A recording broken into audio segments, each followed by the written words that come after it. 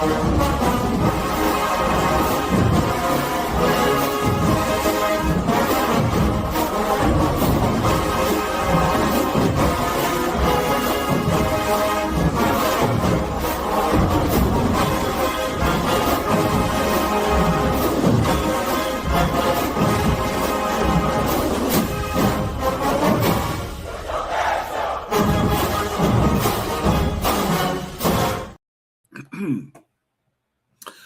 right. Hello. Good evening, FAMU Lee. Welcome to another live episode of the O&G StrikeZone right here on the Black College Sports Network. Brian Fulford and Kelvin Rozier.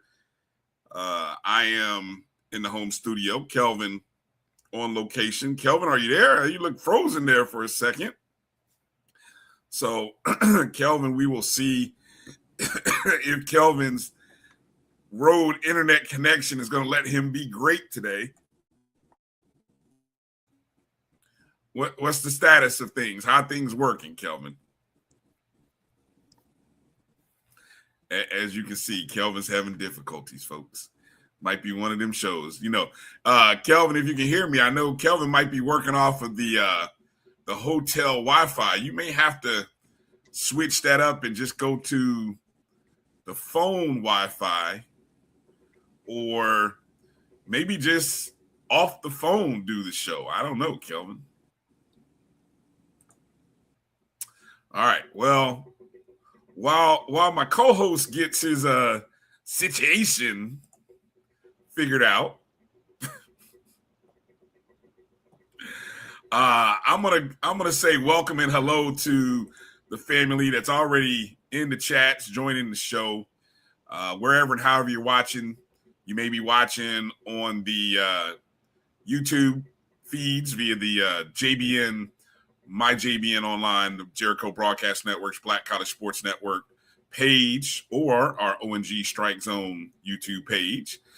Facebook, Black College Sports Network, and the O&G StrikeZone. Instagram is kicking, O&G StrikeZone. X, the X is bumping. Twitter's going good, looks like. Almost all the feeds are going. Everything's going except Kelvin's Wi-Fi. So while Kelvin's situation gets figured out, you know, sorry about that. That was the wrong button. We're going to try to figure this out. Coming up on tonight's show, it's going to be a softball takeover for a good portion of the show here. Let's see. We got Kelvin. Kelvin, you there? Yeah, I can hear you now, man. I couldn't hear you. Okay. Can you hear All me? Right. Thumbs up. You sound good. You're sounding better. At least I can hear you. We understand. It is what it is. But then, you know. Yes, sir. Are you on your phone or your iPad? I'm still on my iPad. All right. You may, again, just a suggestion here. You may want to jump to the phone and just, you know, operate off the phone. Just a thought, you know.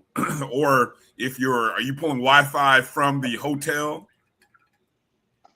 No, because that wasn't working very well. So I'm using my hotspot. I'm using my phone. Okay.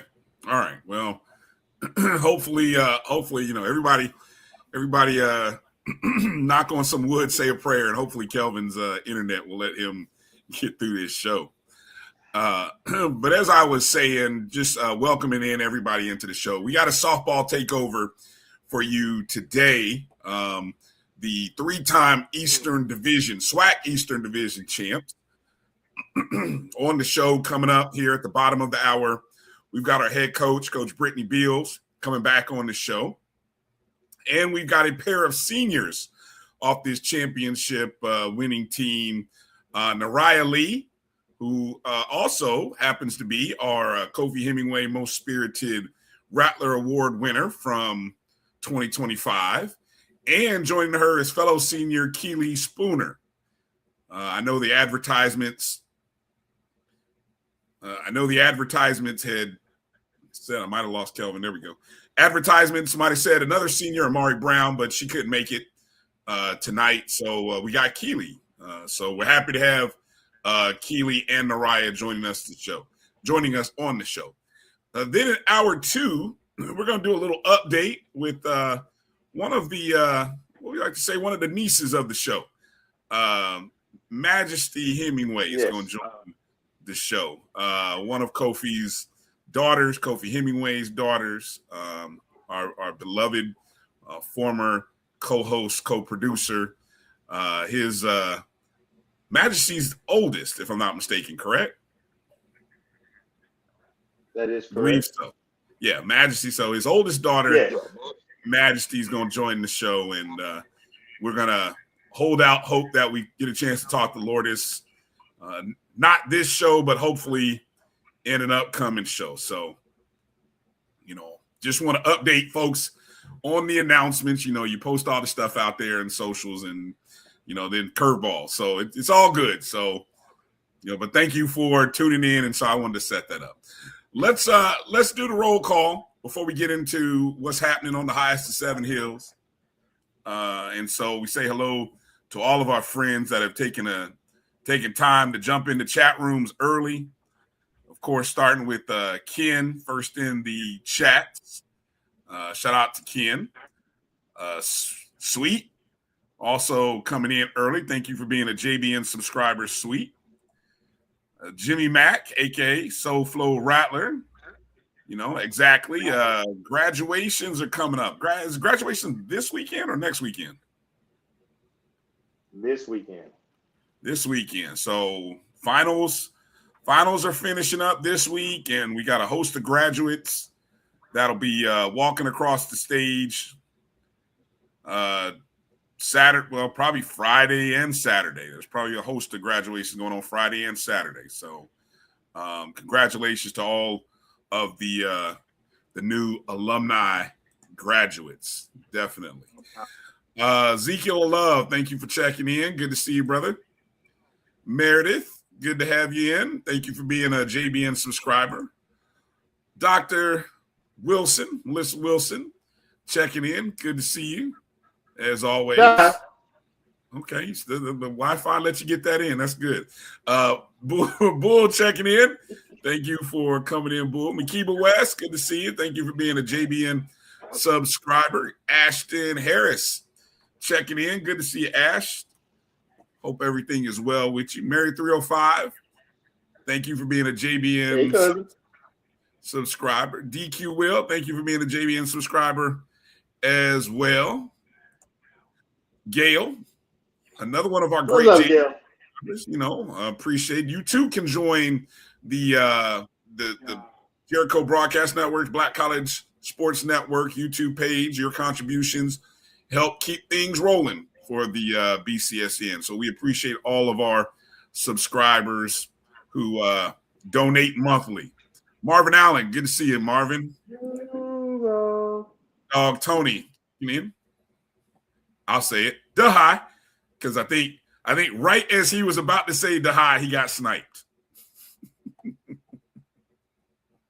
So I got you on that one, Tony. I got you on that one.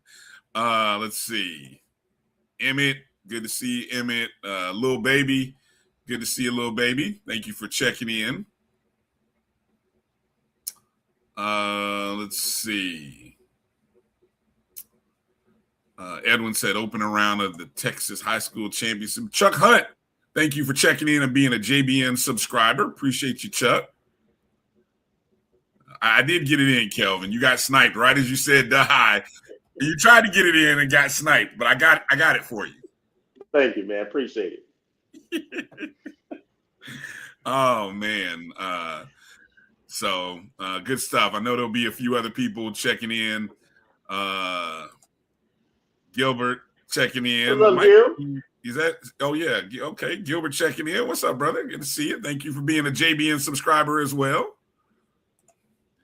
Appreciate everybody and all of your support on everything that we have going here on the BCSN, the O&G StrikeZone. No Marcus Green. Marcus is handling some business, so no Marcus this episode. But we do. I think we got a few recruiting nuggets that maybe we can get into later in the show. I'm sure some of them have been pretty pretty well advertised. Let me start with the before we get into talking about the weekend. I want to mention the FANG Awards, Kelvin. Can I mention that? Absolutely. Yeah. The FANG Awards, for those who are not familiar, it's where the Florida A&M Athletics honors its top student athletes, recognizing standout performances across all intercollegiate sport programs. And the annual Athletics FANG Awards, where all of the student athletes get it, and their teams, get a chance to get dressed up, and they do a great job. This is one of these events, Kelvin, I would love to see one day get featured, broadcast, made available, and we'll work on it. We'll keep talking about it. But outstanding representation. If you guys follow any of our student athletes on social media, you've probably seen, how dressed up and how nice everybody looks, and even some of the award winners. Well, some of the award winners, I think the big winner from the event, I think who was it who was talking about this the other day? We had Coach Ward on, and I lost Kelvin again. We had Coach Ward on, I think it was last week, and or was it the week before? I don't know. We had Coach Ward on. I know he was talking about no, it was Coach Gray. Coach Gray had just come from the FANG Awards, and he was talking about the representation and how strong the female sports were at the FANG Awards. And so the winners, probably the big winner from the event, was softball and track and field, as they led the way with multiple individual honors, while the volleyball program earned 3 team awards, including Team of the Year and head coach, including Team of the Year for head coach Gokhan Yilmaz and his 2025 squad. Some of the individual standouts include senior softball standout Amari Brown, who took home Best Female Athlete of the Year. Brown's teammate Keeleigh Spponer, who's going to be on the show, earned Clutch Performer of the Year. While Neriah Lee collected 3 awards: Leadership Excellence, Unsung Hero, and the Orange and Green Standard Award.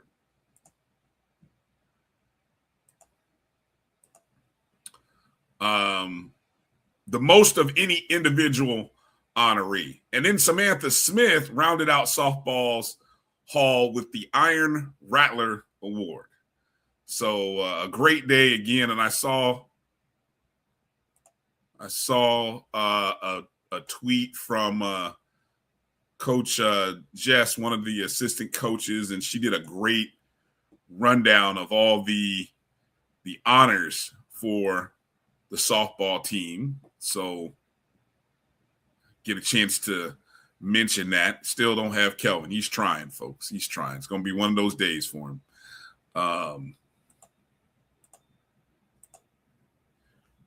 For track and field, Kirk Dawkins was named Best Male Athlete of the Year. He also earned the Play/Moment of the Year award for his dramatic finish in the SWAC 1 mile race. You probably remember that viral moment. Freshman Janari Kinchin was named Rookie of the Year, while DeAndre Gaines took home Breakout Athlete of the Year. Not to be outdone, the women's basketball team brought in a couple awards, as Tanija Purifoy earned Comeback Athlete of the Year and the Snake Pit Energy Award for her ability to electrify the home crowd. On the men's side, the football team, Coach talked about this. They're going to pick up their numbers for next year. But shout out to Neriah Jenkins, who received both the Strike Hard Award and the Legacy Impact Award.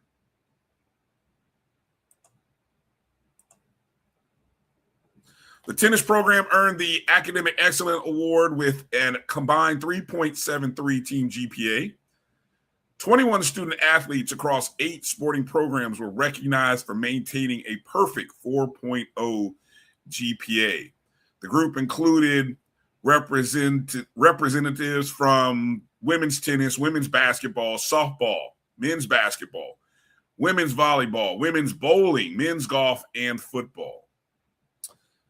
Volleyball team even earned the Best Dressed Team and Community Impact Award. They added that to their Team of the Year award. And the softball program captured the Rattler Cup Award and the Best Celebrations / Walk-Up Song / Intro Award. Nice job. So congratulations to all of the student athletes. There's a great summary on FAMUathletics.com.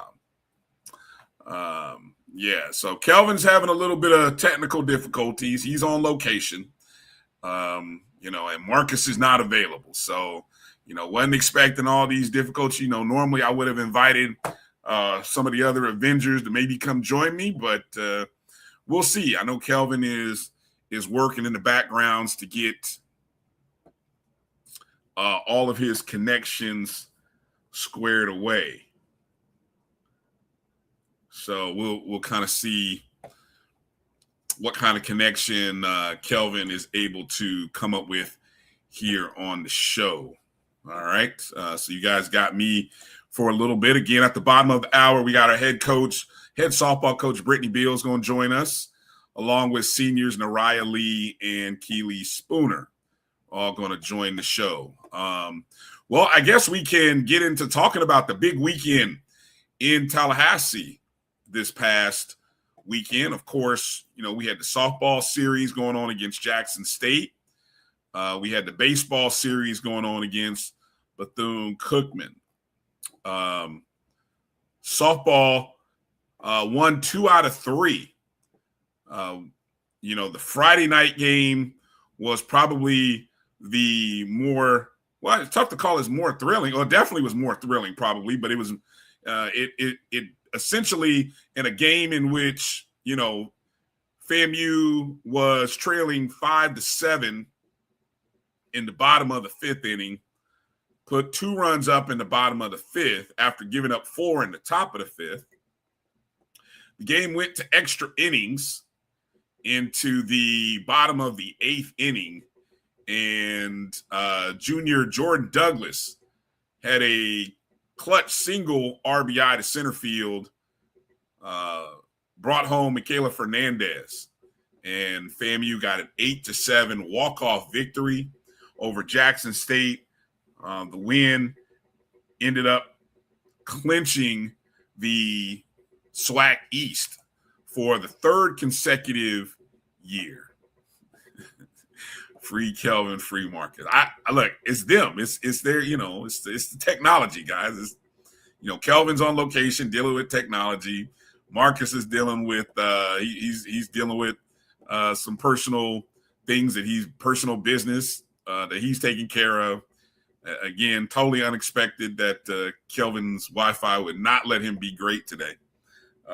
Me. Otherwise, I would have had some additional folks in there. But I promise you, coming up here at the bottom of the hour, head coach Brittany Beall is going to be joining the show. So you won't have to hear me kind of, talk all day. Might even throw the chat feature out and let you guys come join in. Let's see if Kelvin's Wi-Fi will let him be great. Kelvin, what's it looking like for you, brother? I don't know. You tell me. Ooh, you sounding better, looking better. What'd you do? Went to another device. Well, I appreciate you. All right. Appreciate you doing that and jumping in. We're just making, I was just doing a little small talk here, talking about the softball and baseball weekend, mentioning the fact that on Friday night, softball ended up getting the 8-7 win in extra innings, clinched the third consecutive SWAC East Division title in dramatic fashion over Jackson State. On Friday, down there at Moore Kittles, had a great baseball game.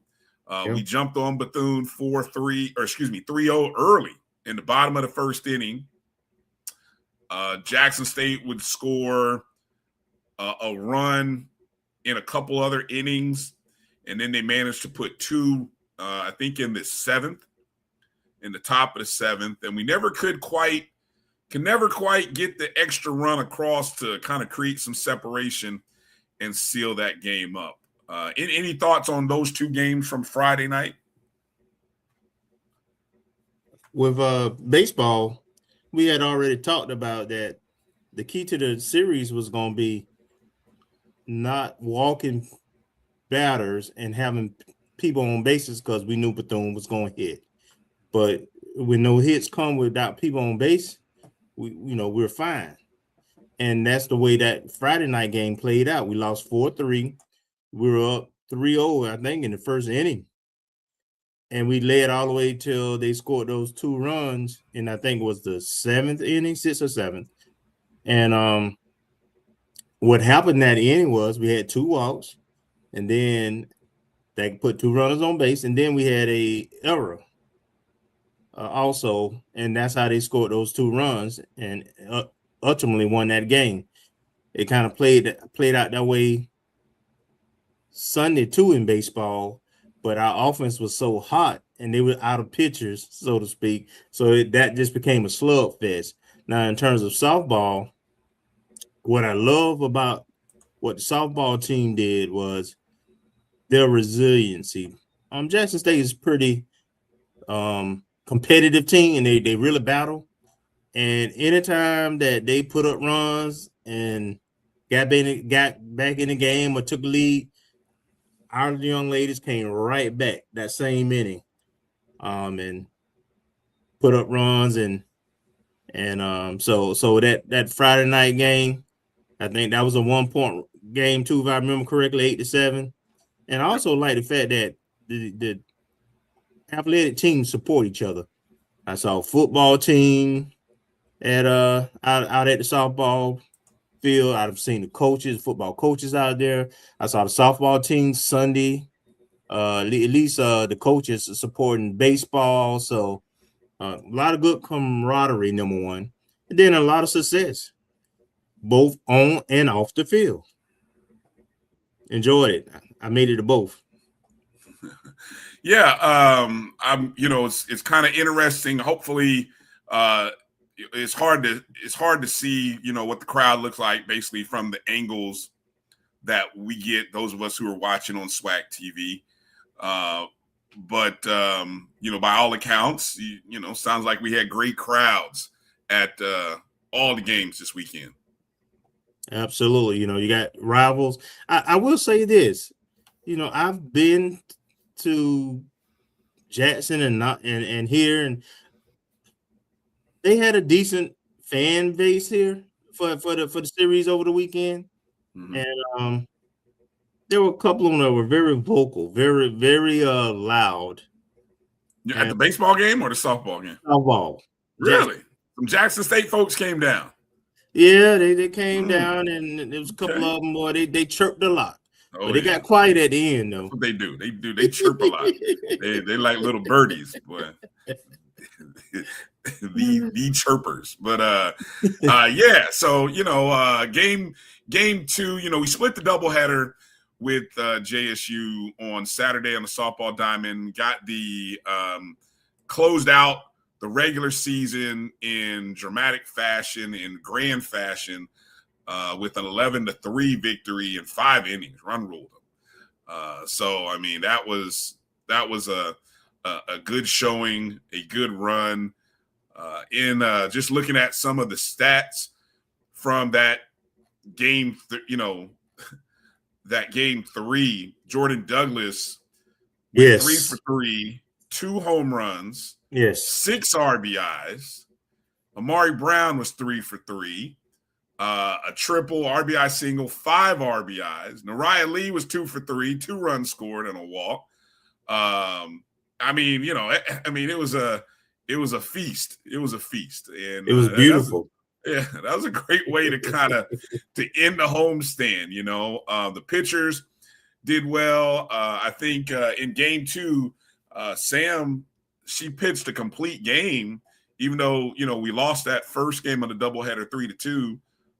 She did pitch a complete game, 7 innings. I think Zoe on the first game pitched a complete game, if not, so that was impressive. And then in game 3, Soraya Espada ended up getting the win. She pitched 5 innings in that game, so on just 80 pitches. So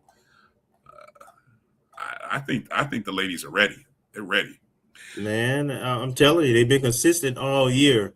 And then on the other side of the bracket, the West, because we were looking at the who we'll be matching up with. There was a little bit of a surprise on that side.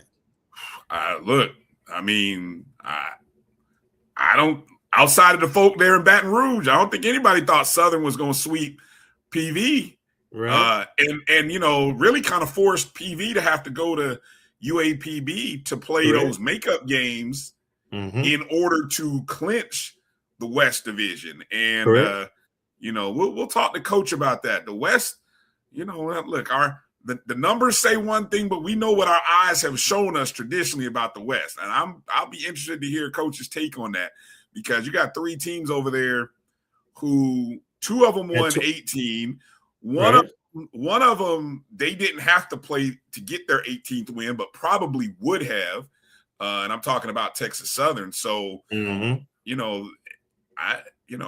going to be very interesting. The one fall, I will say it, I keep saying it every time we talk about it. I hate the fact that, East plays East, West plays West, and we don't get a chance to play any cross-division matchup. So, now you go into this tournament where the 4 teams from the East match up with the 4 teams in the West. And traditionally, at least over the last couple seasons since expansion, the East has kind of run off the West quickly.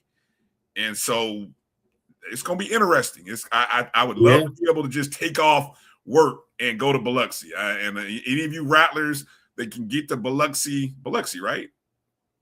Or is it? Go for it. Okay. Same thing. Okay, same thing. Yeah.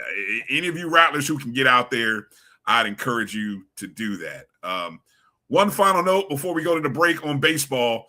After dropping the Saturday game, it was the 9th consecutive loss to Bethune. And you know what that meant going into Sunday, right? What did they say about Cats? How many lives they got? 9. Well, you knew what was going to happen on Sunday. We knew we were going to get a win on Sunday. You could take that to the bank, because it happened the last time Bethune had a 9-game winning streak. What happened on the 10th one? The Cats only had 9 lives. So you knew what was going to happen. And so shout out to the baseball team for ending that streak and got that cat off our back, so to speak. And so looking forward to their upcoming season. We'll talk more about the baseball team season. They have 3 more series to go. All right. But let's get ready to take our first break. And when we come back, it's going to be the softball takeover. Coach Brittany Beall joins the show. Then we got Keeleigh Spponer and Neriah Lee is going to join the show. And excited to talk to the softball team as they get ready for the SWAC tournament beginning Tuesday, May 5th. Just one day before a very big day. Anyway, hint. All right, you're watching the O&G StrikeZone right here on the Black College Sports Network. Hang tight with us. We'll be back in a moment. This is the Dean of the College of HBCU Sports, Kenyatta Cavill of Dr. Cavill's Inside the HBCU Sports Lab with Mike Washington and Charles Bishop. Come mix it up in the lab where the course lecture is in session every Tuesday from 6 o'clock p.m. Central Standard Time on Facebook Live, YouTube Spreaker, or the BCSN app, as we discuss all things about the HBCU sports culture, including exploring the week that was in the sporting HBCU diaspora, as well as the upcoming week of HBCU sports. With me, the Dean, the College of HBCU Sports, on Dr. Cavill's Inside the HBCU Sports Lab with Mike Washington and Charles Bishop. Course lecture dismissed. It's never too early to plant the seed, to share the tradition, and instill a sense of pride in your HBCU with your little ones. HBCU Pride and Joy Children's Boutique helps you share your school spirit with a wide selection of adorable kids apparel and accessories officially licensed from your favorite HBCU. Visit hbcupridejoy.com and follow us on all social media at HBCU Pride Joy on Facebook and Twitter. When it comes to professional learning, teachers deserve better. From the leader in online learning, Stride brings you the Stride Professional Development Center, an on-demand library of mobile-friendly courses that gives teachers choice and flexibility, allowing them to learn anytime and anywhere. Our dynamic courses provide bite-sized learning and help educators advance their knowledge while also gaining professional development hours. It's time you take charge of your learning. Visit us today to get started. For over 30 years, HBCU Image has been more than just an apparel store. We've been a movement, a statement, a legacy. We celebrate the pride, the purpose, and the culture that make historically black colleges and universities legendary. HBCU Image, a Kenny T's company.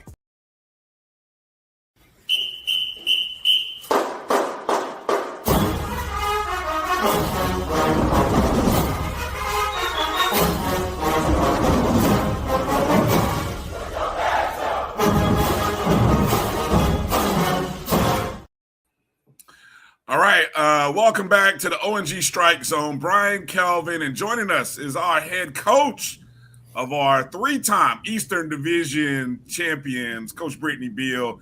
Coach, how you doing tonight? I'm doing great. How are you guys? Hey, How you doing, Coach? we're doing well. We're doing well, Coach.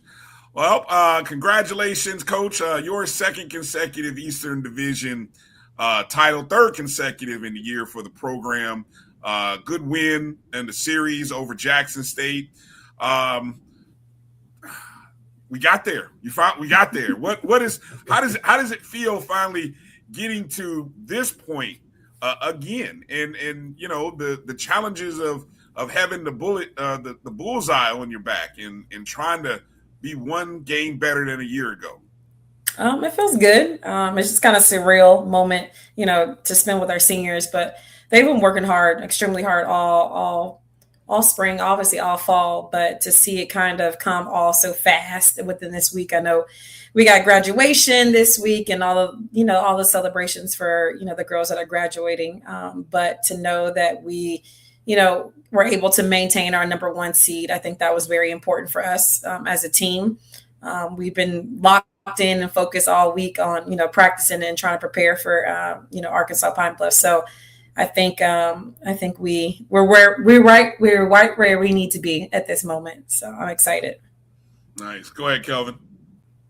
Coach, I'm interested to know what's your thoughts on the season, the journey of the season. No season is the same, and there's always peaks and valleys, ups and downs. Kind of talk about how this season, getting to this point, how it's gone, and what are some of those peaks and valleys? I think, you know, we started out we had a very challenging, you know, non-conference in, you know, month of February. We played, you know, Florida State. We went down to FIU, played UCF. We went to the HBCU, and then we also went to Campbell. And so we were battle tested. And I think I told you guys that in the beginning, like we were going to be battle tested a lot in that month of February.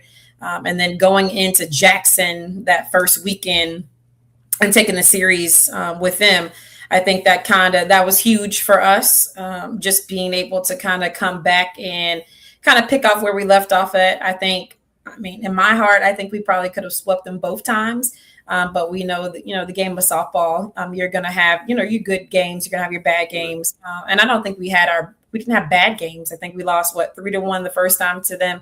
And then obviously this past weekend, we lost 4-3. So, you know, this season, you know, we had an injury, Sierra Maple. She hurt her finger in the FIU tournament, and, you know, she was our, you know, starting center fielder. So having her out of the lineup, you know, it was costly in the moment, but I also think some people stepped up. Neriah has done a great job for us, leading off and stepping up to that plate. And Jameson, we sometimes don't have her once a month because of her her duties within the Army. So, having her out of the lineup, she wasn't there for that second and the third game against Alabama State. But like I said, I do think that was other opportunities to have other people step up to the plate. And I think they did a great job. So I think we're right where we need to be. And like I said, being battle tested early on kind of proved to us that, we can still go back and make it to the championship game next week. Mm-hmm. Before I bring in these amazing seniors who we're going to get a chance to talk to with you, what did it feel like seeing your program, your players, these young ladies? I mean, they took home. I saw the tweet that Coach Jess put out. She ran out of space in the softball accolades. I mean, you guys took home the awards at the FANG Awards.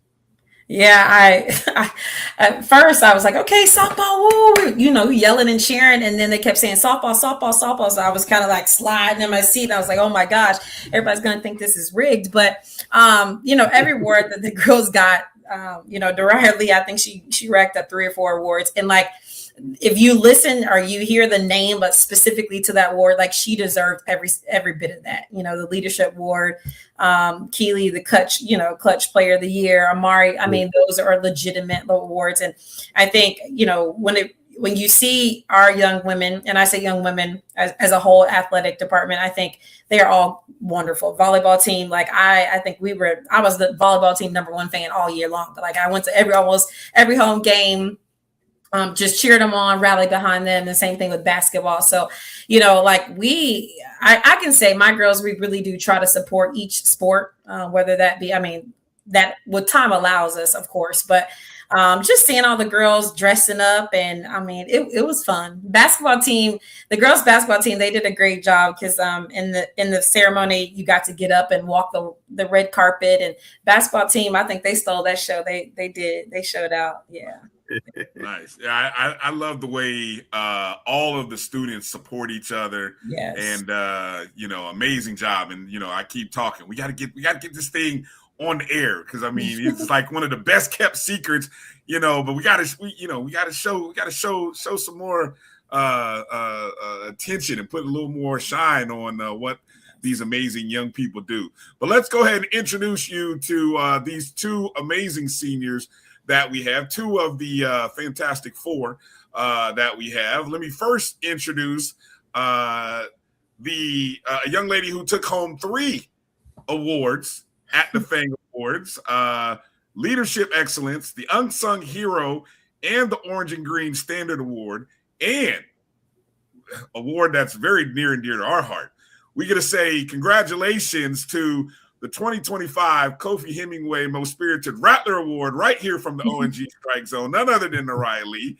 How you doing, Neriah? I'm good. How are y'all? Doing great. Glad to have you on. And then also another senior who, won the Clutch Performer of the Year, and by far and away, was there any more clutch player at last year's softball tournament? None other than Keeleigh Spponer. Keeleigh, welcome to the O&G. How you doing tonight? Hold on, we got Keeleigh. I know she's trying to fit. There you go. How you doing, Keeleigh? I'm great. How are you guys? Hey, wonderful. Thank you for coming on and joining the show.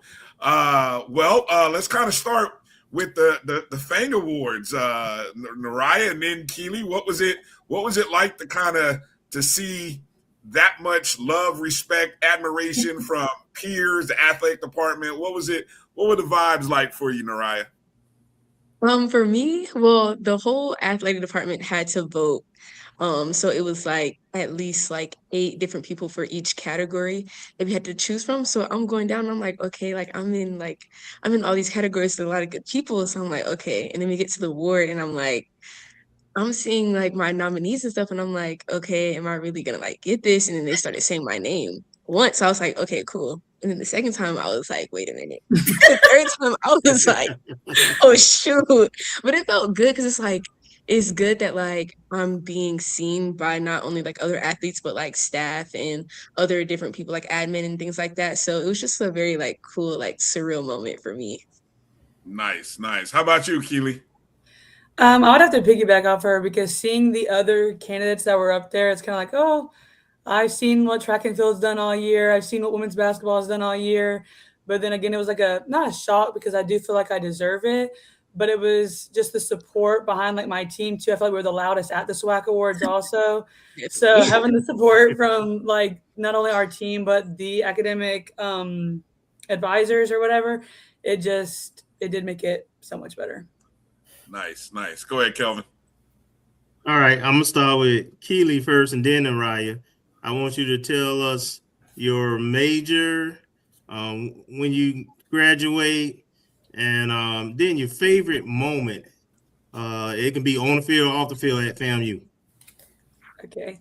Hi, I'm Keeleigh Spponer. I'm a fourth-year interdisciplinary studies major, minoring in physical education. I graduate May 2nd at 9 a.m. And I think my favorite memory probably has to be either the bus ride to the SWAC tournament last year or the moment after my home run against Alabama State, because I could probably be into tears, just like the love I felt the whole time. It wasn't even like, I didn't feel like it was like, oh, me. It was like, oh my gosh, I got to do this for my team. And I feel like that was like my big step up moment. Yep. So it was just like, I started tearing up, just like everybody hugging me all the time. It felt great. Yeah, it felt great. I gave you a hug from the TV too. it was awesome. Thank you. Go ahead, Neriah. As y'all know, I'm Neriah Lee. I'm a graduating senior food science scholar from Atlanta, Georgia. I graduate this Saturday at 9 a.m. with Lexi. And I think my favorite overall memory, was last year at SWAC tournament when we were getting on the bus to go to our championship game, and like all of the parents were outside and they had like posters and like hand-drawn posters of like different moments throughout the season, and like it was just, and then like we went on the bus and the bus was decorated. That was just like a really like obviously nice moment, just having the support from our parents, because a lot of parents live in Florida and my mom lives in Georgia and stuff like that. So like for them to come all the way to Mississippi and like support us, waking up early to decorate the bus and stuff like that, I think that was like definitely like top 3 moments for sure. Yeah, that's definitely cool. Let me ask Neriah of some of the accolades which you have received, whether it be the Kofi Hemmingway Most Spirited Rattler Award or the 3 that you won the other day. Is there one that kind of stands out and it really, means maybe, I hate to always say the most, but has a little extra meaning for you? Yeah, I think the one that stood out to me the most was definitely the Orange and Green Standard Award, because as y'all know, I've been here for all 4 years. And so just seeing like, even like hearing with Coach Wiggins, then Coach Orr, then Coach P, and obviously like through Coach Beall now, like I've been trying my hardest to like making sure that like the traditions are still going on and like I'm still upholding the standard that Coach P instilled into that team when I came in freshman year. So in having that Orange and Green Standard Award, it just makes me realize that like, me personally, I feel like I have upheld the standard, whether it be FAMU softball or like even being a regular FAMU student in the classroom, even with extracurricular activities. So that one just really just like stuck out to me the most, because I think for me, it was me and then Kirk Dawkins, and then I think it was a football player. He was nominated with me too. So I was just like, those are all like 2 or 3 heavy hitters with me in that category. So for me to win that, it just made me realize like all my hard work and like all my discipline, all my efforts and stuff just like came to fruition. Nice.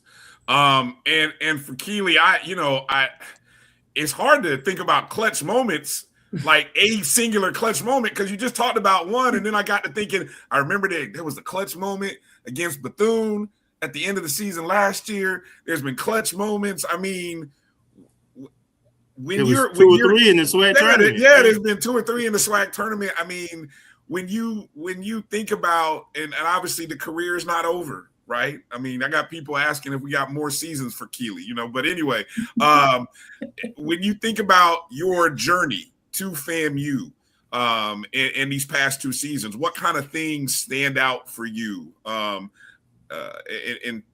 in your play, your performance, just how you've grown into the Rattler that you are now? Like you said, I came from JUCO before this, and so getting here, I was easily just like, I felt like I fit into the role because my teammates took me in. It was immediately learning the alma mater, learning the team prayer, learning everything so fast. And it could get overwhelming, but my teammates made it so much easier. And then I just felt like I had so much more confidence here. Like my coaches had confidence in me, my teammates had confidence in me, and that plays a huge role in my performance. When you don't have confidence, you're just going to be shoddy. But I feel like definitely FAMU has boosted my confidence, my just love for the game, the sisterhood here is amazing. Even at JUCO, I struggled a lot with like playing time and confidence and it's like self-doubt a lot. But when I got here, it was immediately just like, oh my gosh, like you're good. Like, why don't you know you're good? Why don't you like know this and play this? Like you put in so much time and effort. And it's like the game should be the fun part. Go out there and do it. And don't just sit here and doubt yourself all the time. Mm-hmm. Nice. Coach, let's kind of do a look into this schedule, not the schedule, but kind of this season, the East and the West. We're gonna do a little breakdown here with you and the ladies here. And as we look at the Eastern Division standings, right? Hold on, let me fix something here. There we go. All right. So as we look at the division, how would you assess the East this year compared to previous last year? Well, I can't say previous years, but last year. I mean, I personally, it was a dogfight. I mean, the girls can probably can contest to that. I mean, it was a dogfight every weekend. You already know what you're getting with Jackson State. But then they're young, but they're very disciplined. And I think we went down there and we just showed out. And I think we collectively, we had a great weekend at Bethune. We were focused. We were dialed in. I know last year we went to the beach. I think we didn't go to the beach. We went to the beach, but we went and kind of like walked around that morning just to kind of get out of the hotel. And I had it on the schedule and the girls were like, no, we don't want to go to the beach. We want to be locked in. We want to be at the hotel. So I said, okay, I'll go with whatever y'all want to do. So I think we were a little bit more focused for that Bethune weekend. And then obviously we already know what we're going to get with Alabama State. I mean, we played a great series there at their place. And then we also had a great series here, at our field. So and even Alabama A&M, they don't get the credit that the record doesn't really necessarily show, but they have definitely collectively they've gotten a lot better. And like I said, that was a dogfight with them too. So I mean, hands down, I'll rock with the East all day. Even though we got to fight each other on the field. I mean, I'm going to give credit where credit is due. They're great, the great teams. So it's going to be, I think that the East is definitely going to represent just as well as we did last year at the SWAC tournament. Nice. Now let me ask Neriah, 4 years of dealing with these teams in the East. You can keep it real with us. Neriah. Nobody's watching. Who's the squad that you really like? Either you can go positive and say you get charged up for, or you could say the team that you really dislike. However you want to go with it, Neriah, I'm gonna leave it to you. But how do you assess these opponents in the East over the last 4 years? Obviously the top 4, Jackson State, Bethune, Alabama State have always been the top 3, where it's just like, if we're going there or like they're coming to us, it's always like, there's always somebody on the team doesn't like. So it's already like, we definitely don't want to play them. And to like get to worry about the coaches, what they have to say, that's another like factor that gets in the middle of that. And I think for me personally, Alabama State has always been like, no for me. even before Coach P was there, like I still didn't like playing them. I really didn't. And even low-key Bethune, I just didn't like going to Daytona, period. Like, it's just something about going to Daytona that just doesn't sit right with me. I just don't like going there. Even with Jackson Rattler State. blood in you. That's how you know you're a Rattler right there, boy. That's how you know. It's just, ugh. And then Jackson State, I don't remember them being like a standout my freshman year, but obviously like they've gotten better with recruits and stuff like that over the years, and like obviously they're the team to beat. So that's my opinion by not, trying to get too crazy by bashing these folks, but that's just my opinion. True. All right, Keeleigh, break down the East. Now, you got that great advantage behind the plate. You hear all the noise. Like, Neriah's like in the outfield, but you get to hear all the chirping going on. Break it down. Who's that team in the East that you like, boy, I can't wait till I get up to the bat? Definitely last year was Bethune. I feel like they talked a lot more last year than they did this year. It's like a whole new team this year. One that you can't sweep under the rug is Alabama A&M. They do like to talk a lot. But this year I'll have to go with what Neriah said, Alabama State. I think, like Jackson, most of the time it's here and there, it's back and forth. But Alabama State, I feel like the whole game we're just going back and forth. The whole game, every series, between the game breaks, timeouts, no matter what it is, somebody's going, somebody's talking at all times. And I feel like that does make the game the adrenaline is just so much better, I feel like. Because when you're playing like Jackson is adrenaline rush, and so is like Bethune, but Alabama State's just different. I don't know how to describe it. You're just charged up all 3 games because you just want to beat them so bad. We get it. Now, Coach and ladies, look, we know we don't get to play the West. One, I think the great misjustices of this of the season is that you don't get a chance to really play these other opponents, except now we get to go into the tournament and we're playing somebody. Coach, how do you prepare? How much, do you spend time really dug in on just one opponent? Are you watching the entire West? How do you prepare for a group of teams that you only kind of scoreboard watch and maybe you watch probably more than us, but just break it down for us, Coach. I think Neriah came into my office today and I was like, man, I got so much to do. So she looked at my board and I said, I have to scout every last one of these teams. So I just don't look at, we're not just looking at Arkansas Pine Bluff. We're going through everybody. Obviously the 4 teams that are going to be there. So these next few days or these, few days have been nothing but scouting and scouting and scouting and scouting. So just trying to see, how we match up. We don't know where we are going to be. Obviously, we know we're going to be in the bracket, and then we're going to obviously play. Well, I'm going to say it. We're going to play the winner out of the Southern and the Southern and Bethune. I think Southern versus Bethune. There's the bracket that came out earlier this afternoon. Yeah, so Brittany Williams is the head coach for Southern, and we actually, long story short, we kind of grew up together, even though she's from Louisiana. But her sister, Tyra Perry, she's the head coach at University of Illinois. She actually recruited me out of high school. So it was either I was going to go with her or I was going to Auburn. I chose Auburn, but we still had a very, very, very good relationship. And so Brittany and I would have been teammates at some point if I would have went to the school where her sister coached. But I talked to her last night and I said, hey, how'd y'all sweep Prairie View? And she just said they just had a bad weekend and we hit the ball very well. And I was like, okay, well, we're going to see you in game 2. And so we just kind of chopped it up like that. But just trying to make sure that, and the girls know, I like for them to be over prepared. And so we have already started, our situational work, going over, batters and hitters and pitchers, and just trying to find out any little things that we can kind of prepare and to better ourselves as a team. So it's going to be a long few stressful days because, again, we have to scout everybody.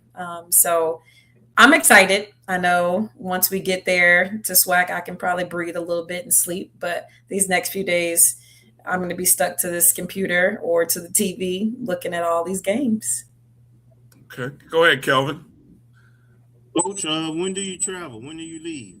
You want me to tell everybody when we leave? We leave in. They want to do a send off. You don't have to.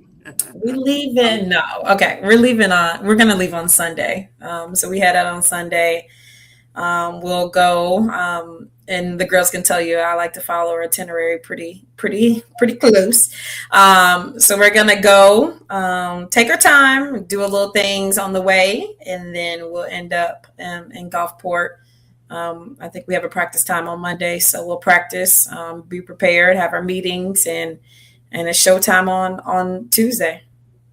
What is it going to take to bring the title home?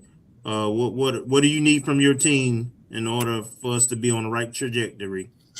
I just need my team to play like they know how to play. I think, we have a great team, hands down, from the top to the bottom. And I just want them to understand that, like, they are that girl.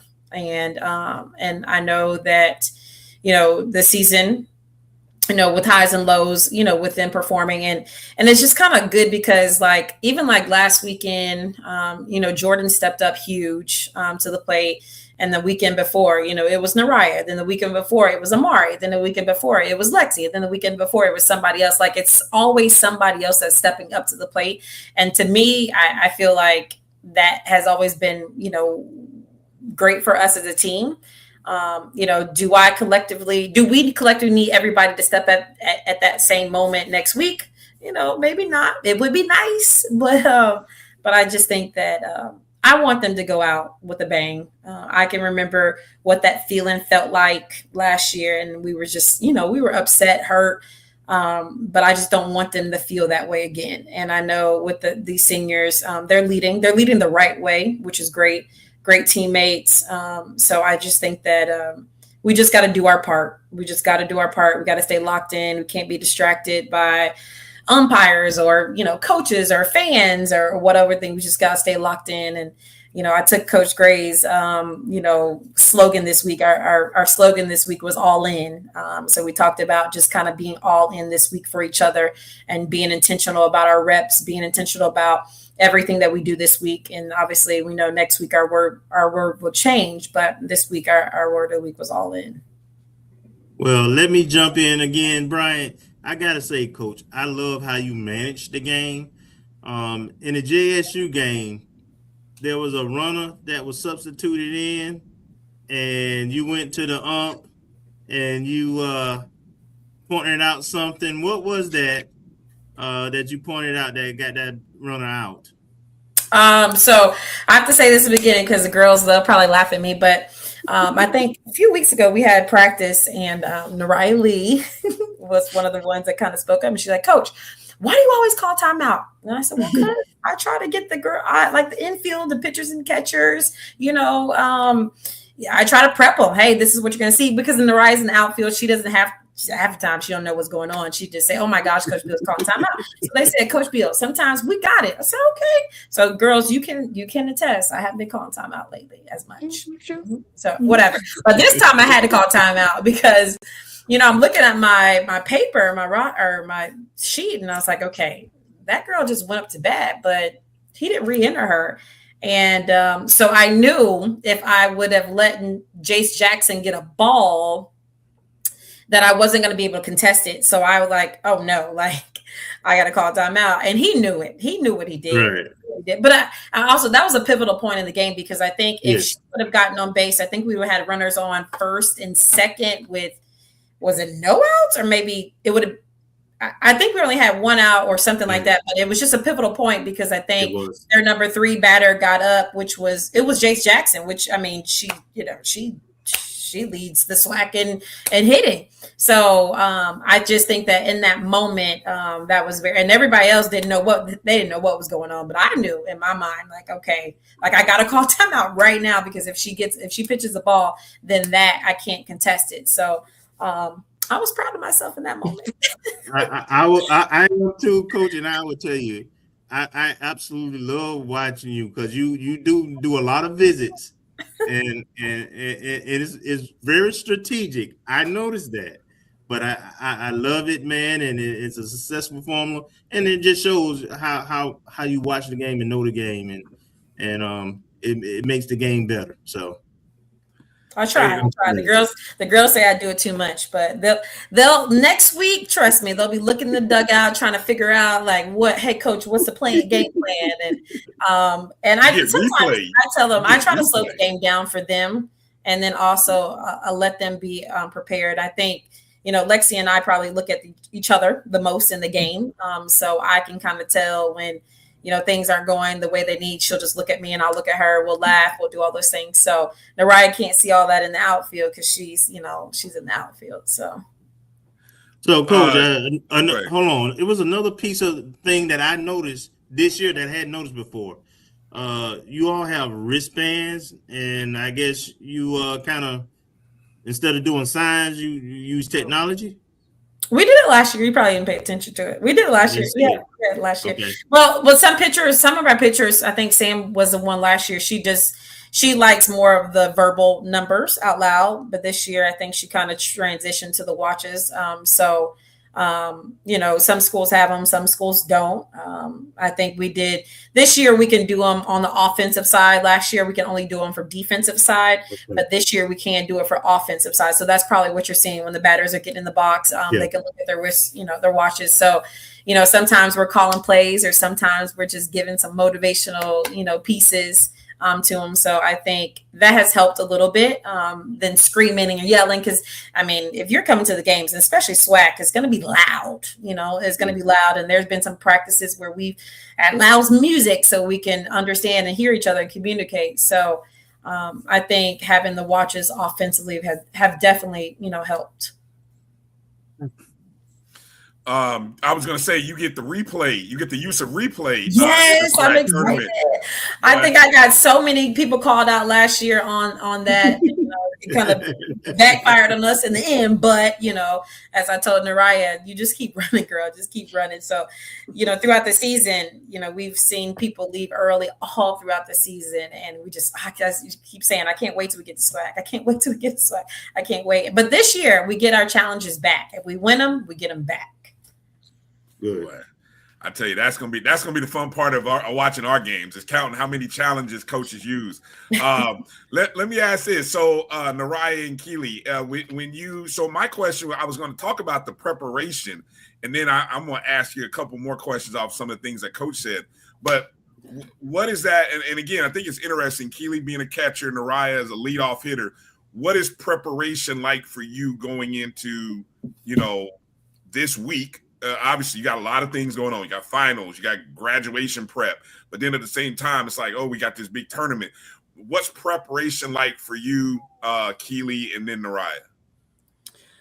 So being a catcher, you're always told like you see the whole field, you command the field, and so I feel like today we went over every batter in their lineup. And so to me, like I am like memorizing in my head, okay, which ones have speed, which ones are the slappers, which ones are the power hitters. So I know exactly what to relay to the defense so that everyone's on the same page. Because when I relay it, Neriah will relay it, and then Neriah will relay it in the outfield. I can hear everyone talking. And so if I know exactly I say know what to do in that moment, but of course you never know where the ball is going to go or where they're going to put it. But like if you just you're well prepared enough to like know the batter well enough, and to like Coach Bill also said today, like, oh, we're going to plan on pitching this girl this pitch, or we'll go up so she can pop it up this pitch because her swing looks like this. It just helps you calm down a little bit because you're not going in blind.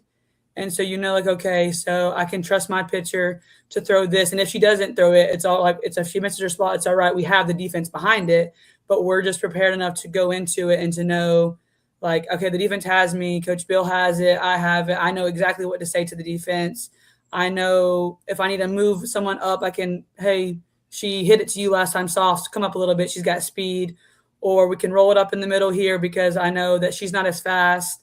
But it's just having the preparation really does calm your mind a little bit. And sometimes it can feel like it's over-prepared. But, like, I'd rather be over-prepared than way under-prepared and not know what to do with the batter or what to do with a play. Nice.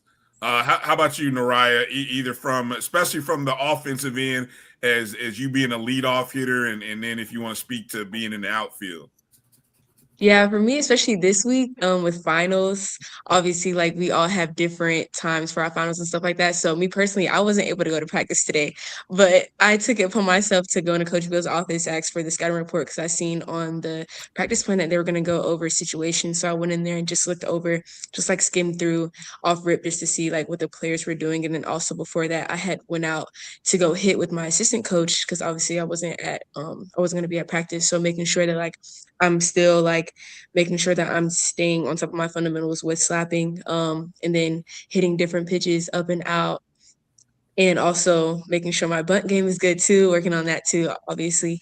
And then also with like outfield per se, I think preparation for us lately has been like going back down to like kind of like fundamental things, like working on communication, making sure that like we're cutting off balls and we're backing up each other and over communicating.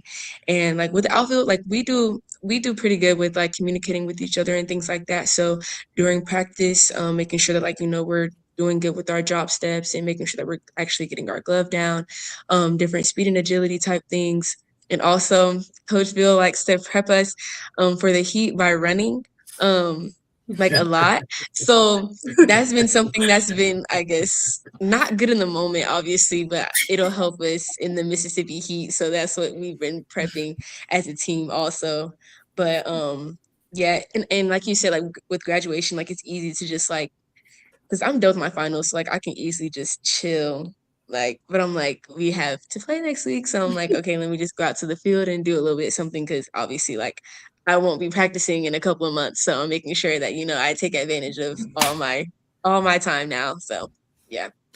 Let me follow up also with what you mentioned kind of what Coach talked about, what it's like seeing her challenge and now you get to go into the tournament where there's replay. And so how do you stay on top? How do you and your teammates stay on top of things? Because Coach is calling. Coach is she sees everything, right? So it's like you guys, when you guys have to be on offense, I mean, how does that translate for you guys? I think for us, I think we've seen all throughout swag play that like if you're going to be safe, you have to be safe. If you're out, you have to be out. And I think that's something that's been like back and forth throughout the season where it's like, depending on who the umpire is, he's not going to give it to us, especially if we're playing at Alabama State or Jackson State. Like, they're obviously not going to give it to us. So I think for us, like Coach Bill was saying, like making sure that we're being intentional with our reps because, like, bang, bang plays, like, obviously they're going to get reviewed majority of the time. So making sure that, like, an out is an out. And, like, if we're safe, we need to be safe. And I think that just goes, like I was saying before, like preparation, going back to the fundamentals, making sure that, like, we're actually locked into what we're doing and, like, because everything is on camera. And I don't think a lot of I need to talk to the girls because I don't think they understand that cameras are everywhere. Like they literally see everything. So I maybe need to reiterate that tomorrow. But just helping them understand how like the environment is, even though like a camera is gonna be in your face the whole time. So yeah. Yeah, gotta be on your game because the cameras, the eyes are everywhere. Let me follow up with one question for Keeleigh here. Your pitching staff, Keeleigh, you got an amazing group of pitchers throwing the ball to you. Talk about those young ladies and how you. I mean, I'm sure there's a balance in personalities and likes and dislikes. How do you manage it all? I feel like because when I came in here, it was before Coach Bill came, but we got together as a team and I got to practice with like just the girls by themselves. And so of course I was catching bullpens by themselves. And I really take pride in like knowing each pitcher one by one, because of course no pitchers are the same. No pitcher reacts the same to certain like talking or however, because I also call time and I like to go up there and like most of the time I'm not like serious about it. I like to make them laugh or like get them out of their head. So like with Zoe, I just know Zoe is really locked in when she's pitching. So I can go up there and just be like, hey, whatever, shake it off. I'm just letting you breathe for a second and I'll go back. And she's confident in me too. When Coach Bill lets us call pitches, I'll call her pitch. Same with Amari. I've been catching Amari since I was probably 10 years old. And so we have like a really good connection. So I know what she's thinking. I can tell when something's off, or if she needs me to call time, I can tell because you can tell when she gets flustered. But I feel like we have such a like good depth in our pitching staff. We can go up, we can go down, slow it down. Like with Neriah, being a freshman, I feel like I have like taken her a little bit under my wing because I love to talk to her and call time because you can tell when she gets flustered. And I like how she got put into big moments this season because she needed that to grow and develop. And then she just has such a fun personality. And so I know that's how we get along very well. We have almost the same personality. And I can just go up to her and be like, hey, it doesn't matter. It's a game. Shake it off. Like, get through this inning and you'll be good. And then with Sam, she's so strong-minded that, like, I have time. I don't even have to call time because she already knows. And I can just look at her and be like, hey, just trust me, trust the defense, get the next pitch, and she will. But I like having the different relationships with my pitchers because I basically can be so many different people at one time, because I know when another pitcher goes in, I talk to them differently than I talk to the other one. And I just know that, like, at the end of the day, I know them like the back of my hand. So I know I'm fully confident going into the game, no matter what pitcher's throwing, because I've taken the time to know them. And even in bullpens, I enjoy catching bullpens half the time because I need to know, like, okay, well, this pitch is working that day. And even like on game days when I'm not catching the bullpens before the game, so I'm not tiring myself out, most of the time I'll go back there and I'll catch a couple pitches just so I know how they're looking that day, because I don't want to go in blind either. That's a great breakdown, Keeleigh.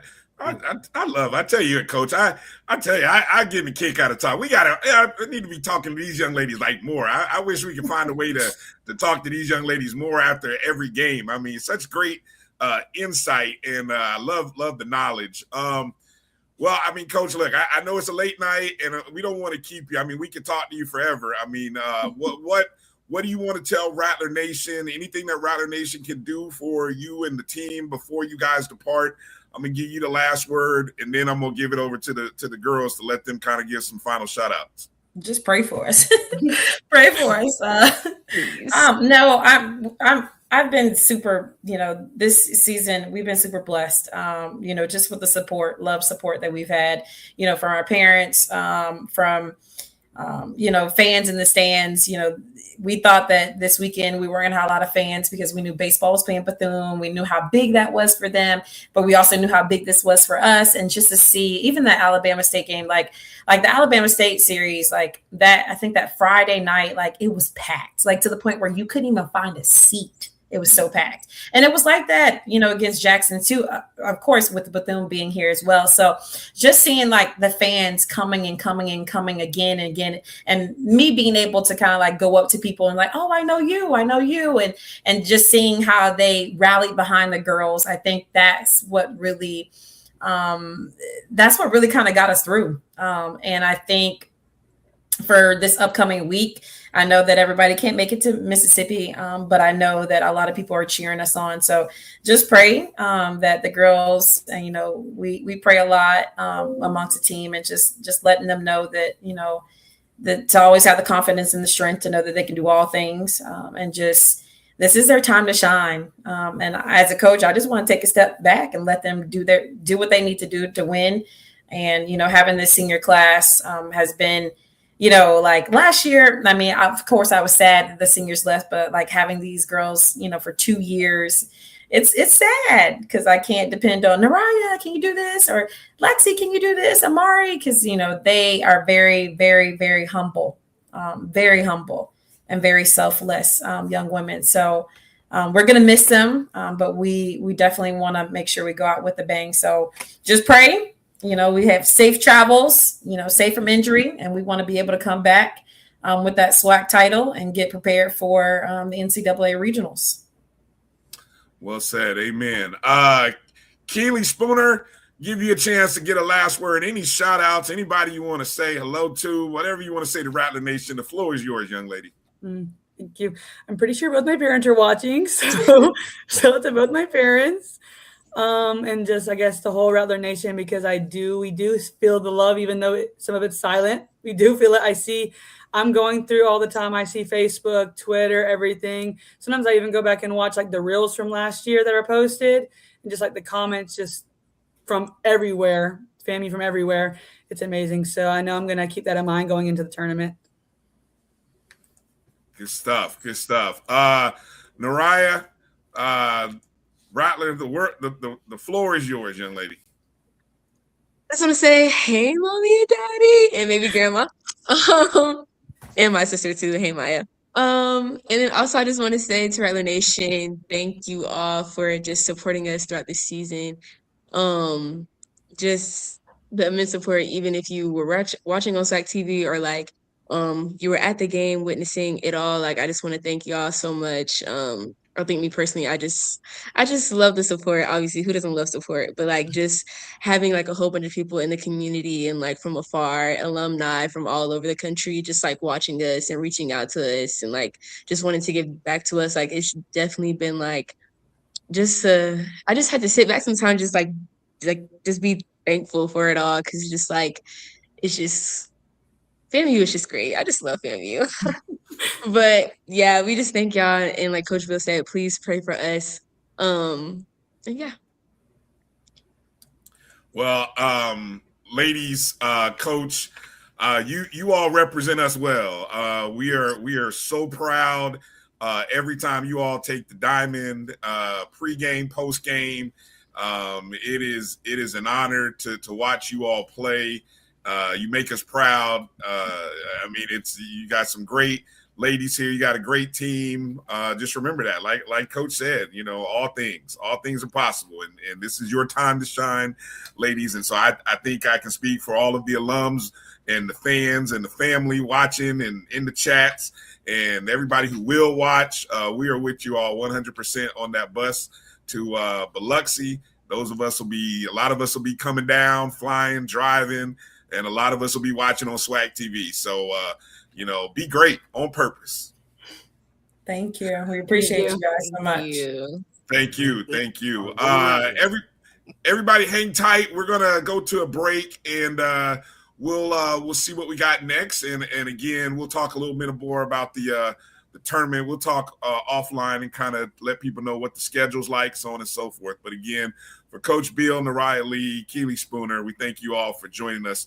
This is the O&G StrikeZone right here on the Black College Sports Network. We'll be back in a moment.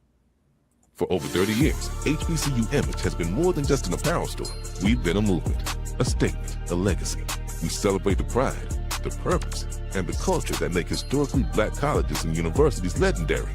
Whether you're a student or a lifelong supporter, our gear lets you wear your HBCU story with confidence and style. Because when you wear HBCU Image, you're not just wearing clothes. You're wearing culture. You're wearing pride. You're wearing purpose. HBCU Image, a Kenny T's company. From cancer care to accidental injuries to cardiac care, we all know that there are times that you can't control what happens in your life. But with Globe Life Family Heritage, you can be prepared to weather the storm when it comes. Call Dr. Beverly Eagle Rogers at 877-300-8269 or visit the website at globelifefamilyheritage.com.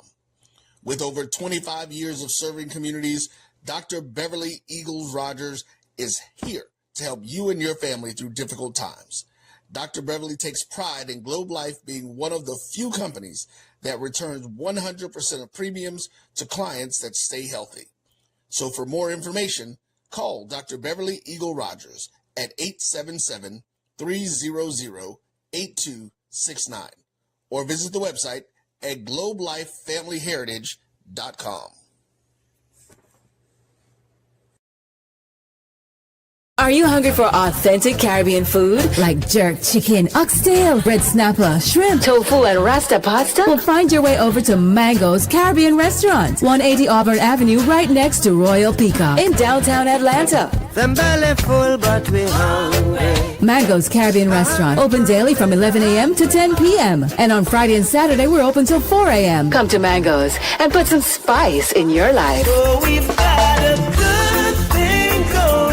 Mango's Caribbean Restaurant, 180 Auburn Avenue, right next to Royal Peacock in downtown Atlanta. For more info or directions, call 404-698-3992 or log on to mangoscaribbeanrestaurant.com. For instant coupons, text MANGOS to 313131. Tell your mama hungry, papa hungry, brother hungry. Mango's Caribbean Restaurant, authentic Caribbean cuisines. When you're looking for the latest information on Southern University sports, the Southwestern Athletic Conference, and HBCU athletics, there's only one place to go. Tune in to the Carlos Brown Show, exclusively on the Black College Sports Network.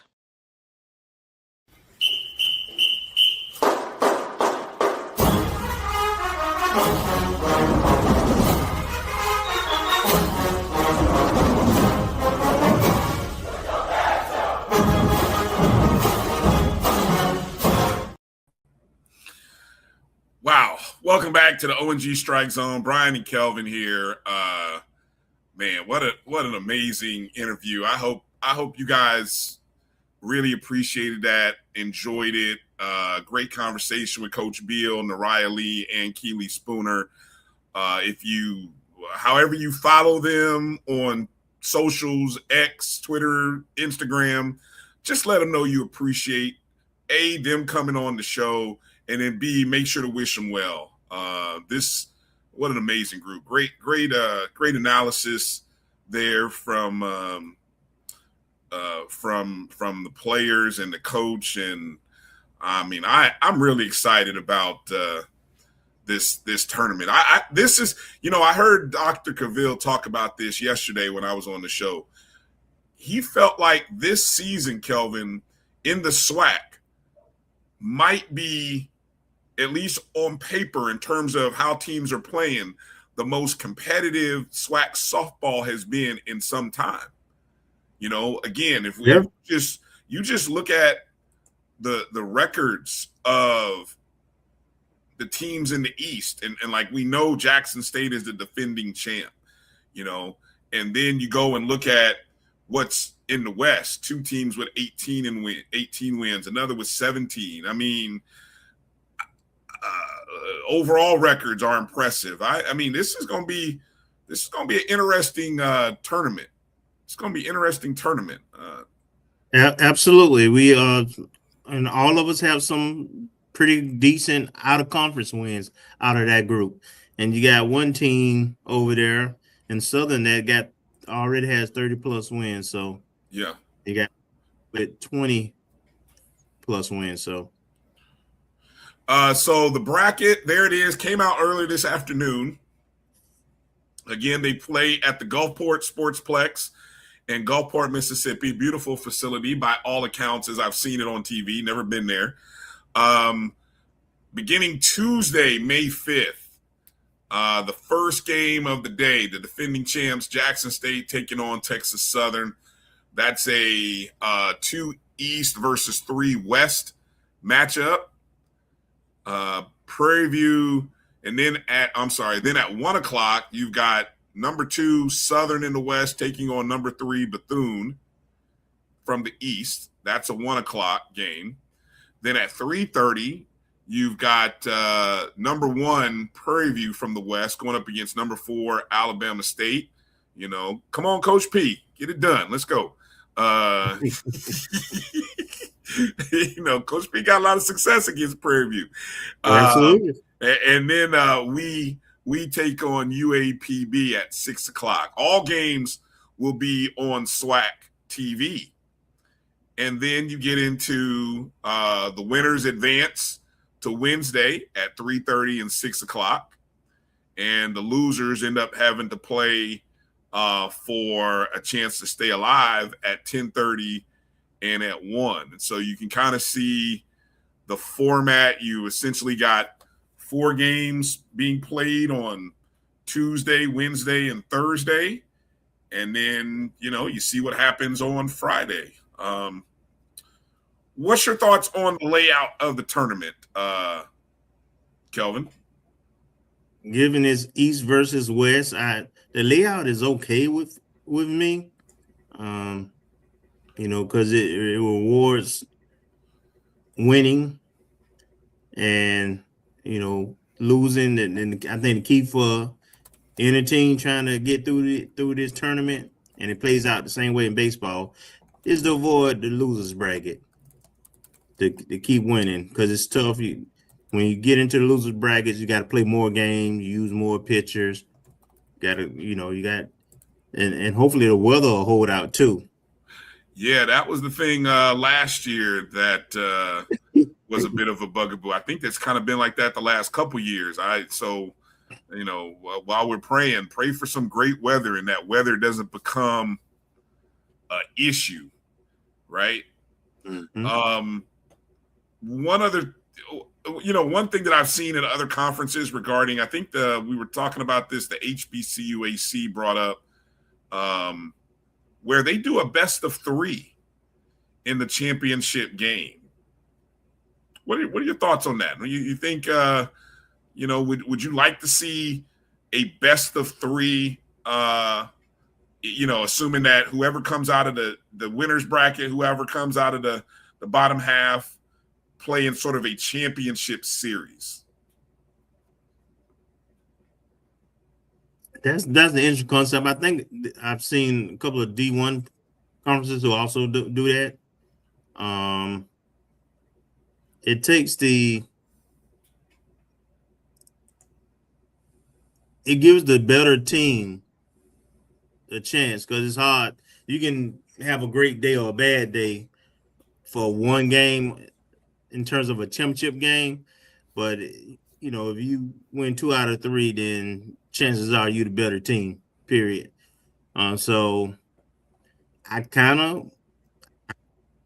but then that's adding more games, and then you're only doing it for the championship, so it's not consistent. I'm more of a kind of consistent guy, so I would probably lean more to, instead of doing that, instead of having just a championship game, 2 out of 3, I would probably be more, just off the top of my head, more partial to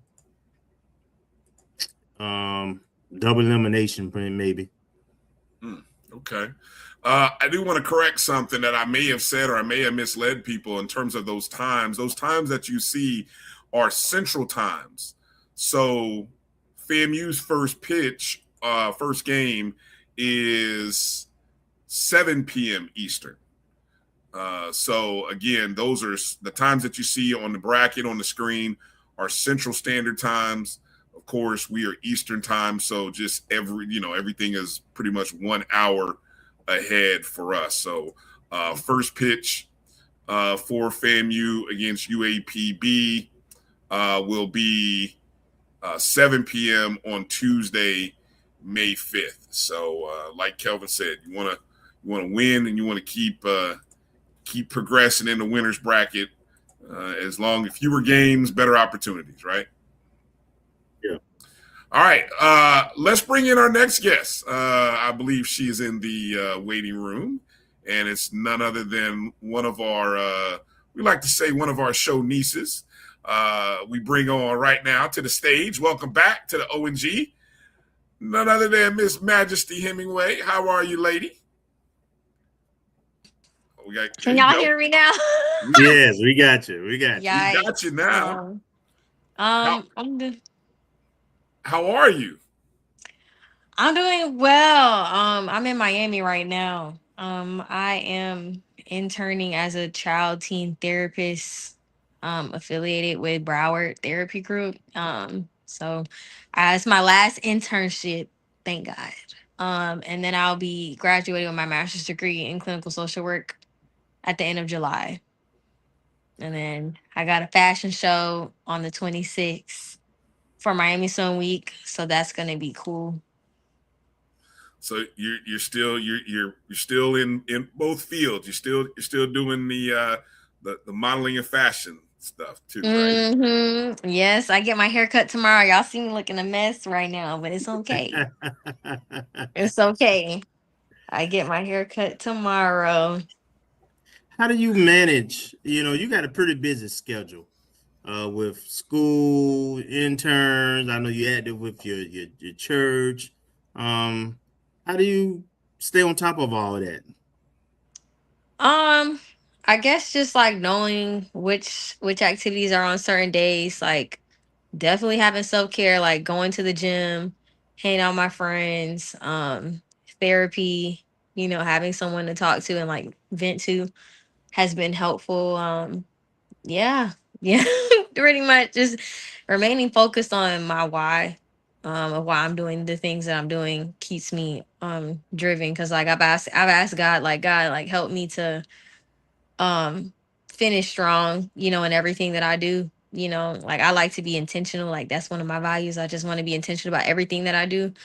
So when I just remember my why, then I'll keep going and just remember, even in during school, that's been tough. So yeah. What's your plans after you graduate with your master's? The plan is if I get an opportunity, most of the time internships will hire you right after, you know, you graduate. So only thing is if I get hired in Miami, that'll be great. You know, it's expensive to live out here. I'm staying with family right Yeah. now, but it's gonna have to, something's gonna have to give. God's gonna have to provide a great opportunity out here. And then also just you know, trying to get a part of maybe like a fellowship opportunity, because I still plan to get my clinical licensure to actually do therapy on people, and that takes supervision hours and studying. So the plan is to study for that exam and then find a company that will be willing to like cover me for my licensure hours, supervision hours. So that's the plan. Okay. All right. Mhm. What's the college experience? It's been what, two or 3 years for you so far?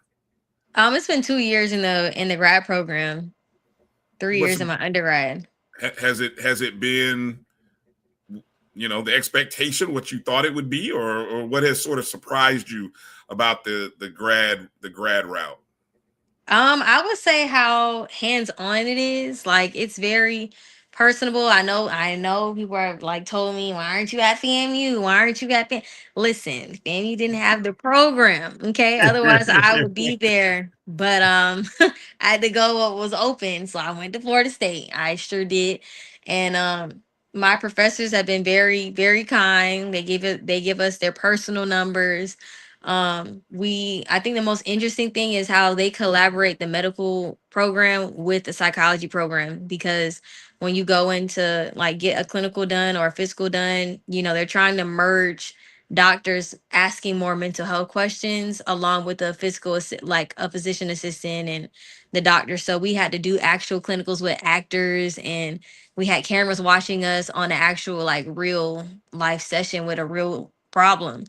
So we had to collaborate on that and just, you know, stepping out of our comfort zone, doing big projects, 20-page essays, you know, a lot of presentations, a lot of readings, but just also like our professors really talking about those real things like child maltreatment, abuse, or, you know, domestic violence, um, problems with grief and loss. You know, one of my interesting class was my grief class last semester, and that was one of the toughest ones, because she had us face death, like, you know, and a lot of us had lost, and obviously like I had to be vulnerable about my father, and that was deep, you know. And she made us go, one of our projects was to go to a graveyard and write an essay about it and take pictures of the gravestones and the meaning of it, you know, basically to just add meaning to, you know, that, you know. And you know, we had to talk about the silence of the grave, the silence of a graveyard, and you know, knowing that, like, you know, we're relying on our faith.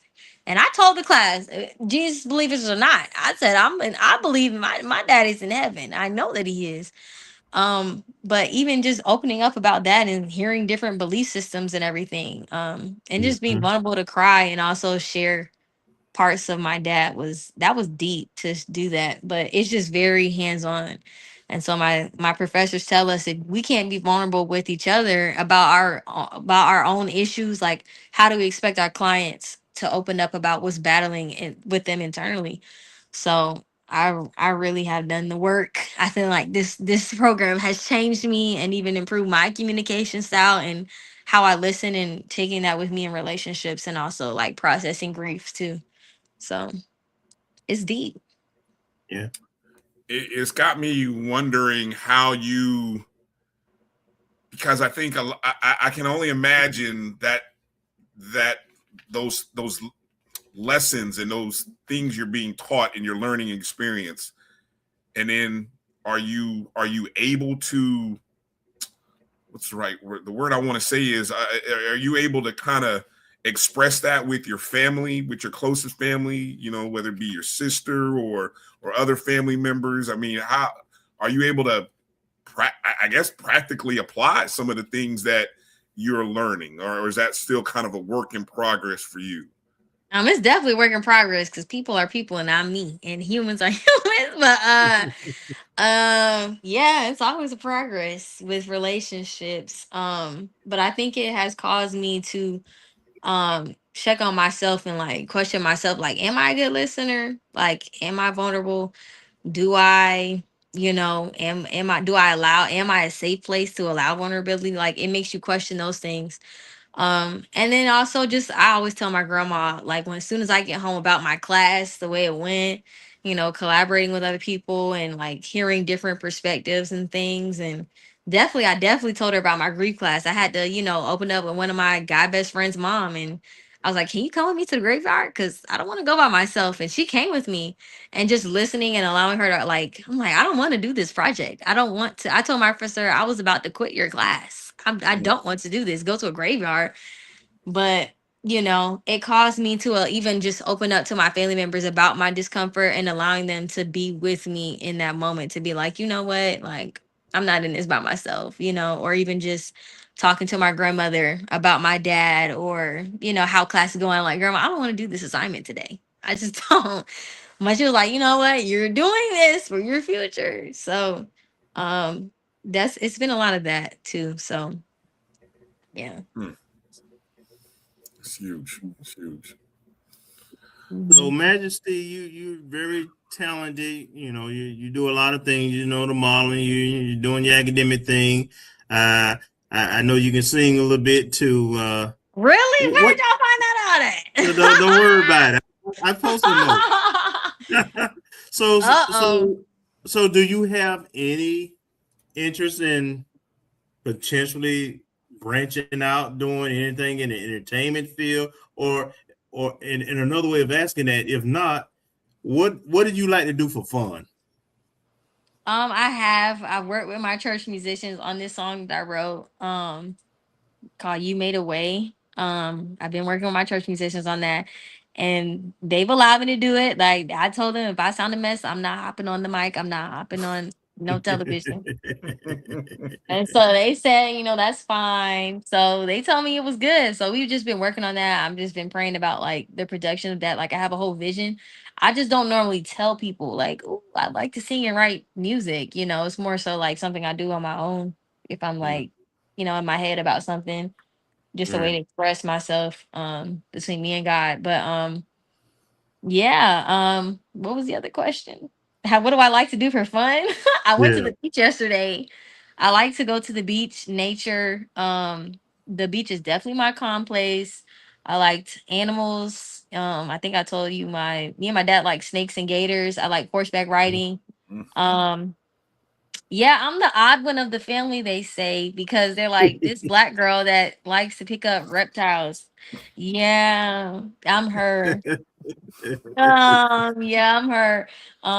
Yeah, I like that. I love children. I like shopping, skating, the movies. The only thing I don't really like to do is, golf. I find that very boring.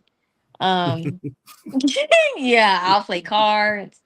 I'll do that, but I'm not gonna like sit and play chess, or yeah, I like going on boats. I like pretty much everything. Roller coasters. I don't know if there's a thing that I really don't really like except for like golf. Golf. All right.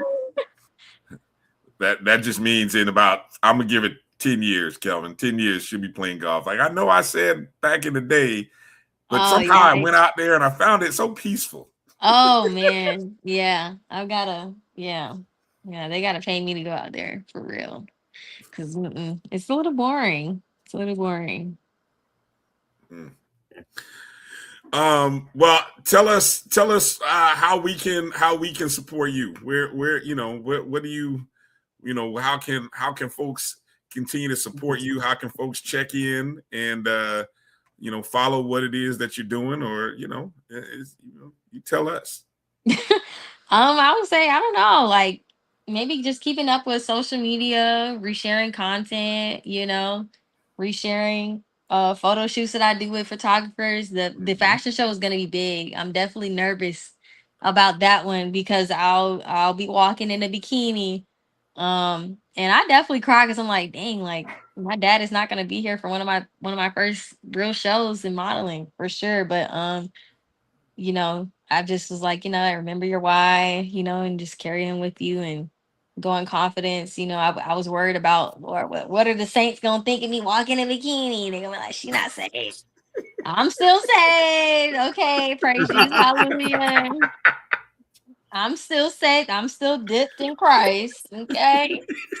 So I'm like, Lord, I don't know. Do I need to throw some oil on in the video? I don't know, but I'm preparing my spirit for what's gonna come, the comments, you know. So yes, I'm still saved and I'm still gonna walk, you know. I'm just gonna give the scripture, Lord, be a lamp unto my feet and a light unto my path. That's why I'm walking. Praise God, hallelujah. So, Amen. so yeah. So let me ask this question.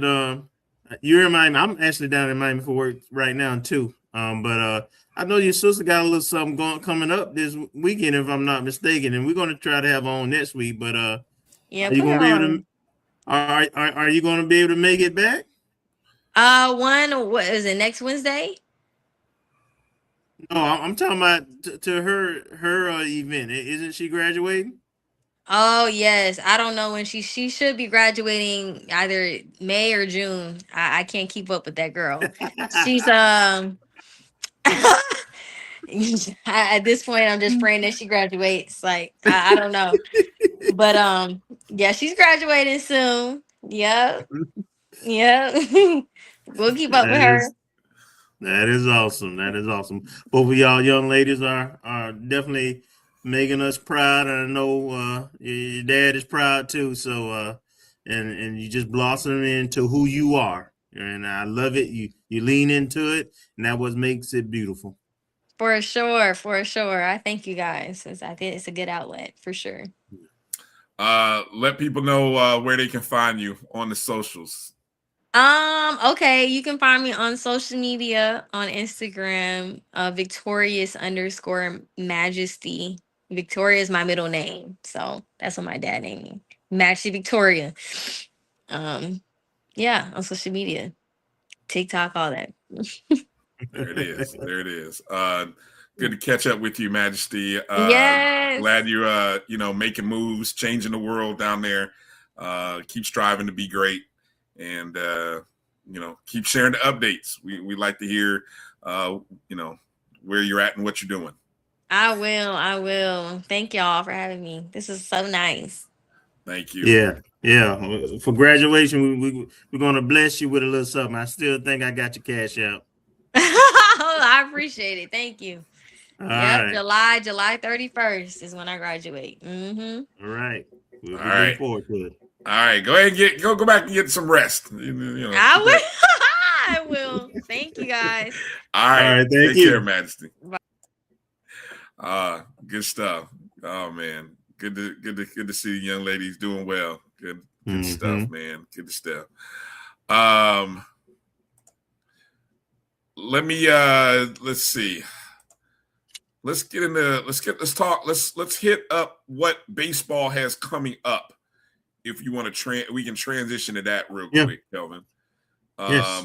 Obviously, this is a big series coming up with Grambling. Let me see if I can pull up the standings. The baseball standings are kind of interesting because I think there's a lot of teams within a game of each other, if I'm not mistaken. They still got the schedules wrong on the website. Hold on. Doc pulled up a site that had the standings correct. Let me see. Go ahead and set the. I'm gonna look for it. Set the tables if you don't mind, Kelvin, with what we got this weekend. Well, first of all, let me say that after the results of this past weekend, where BCU we went to the weekend tied at 12-3. They took 2 out of 3, so we're 1 game behind them.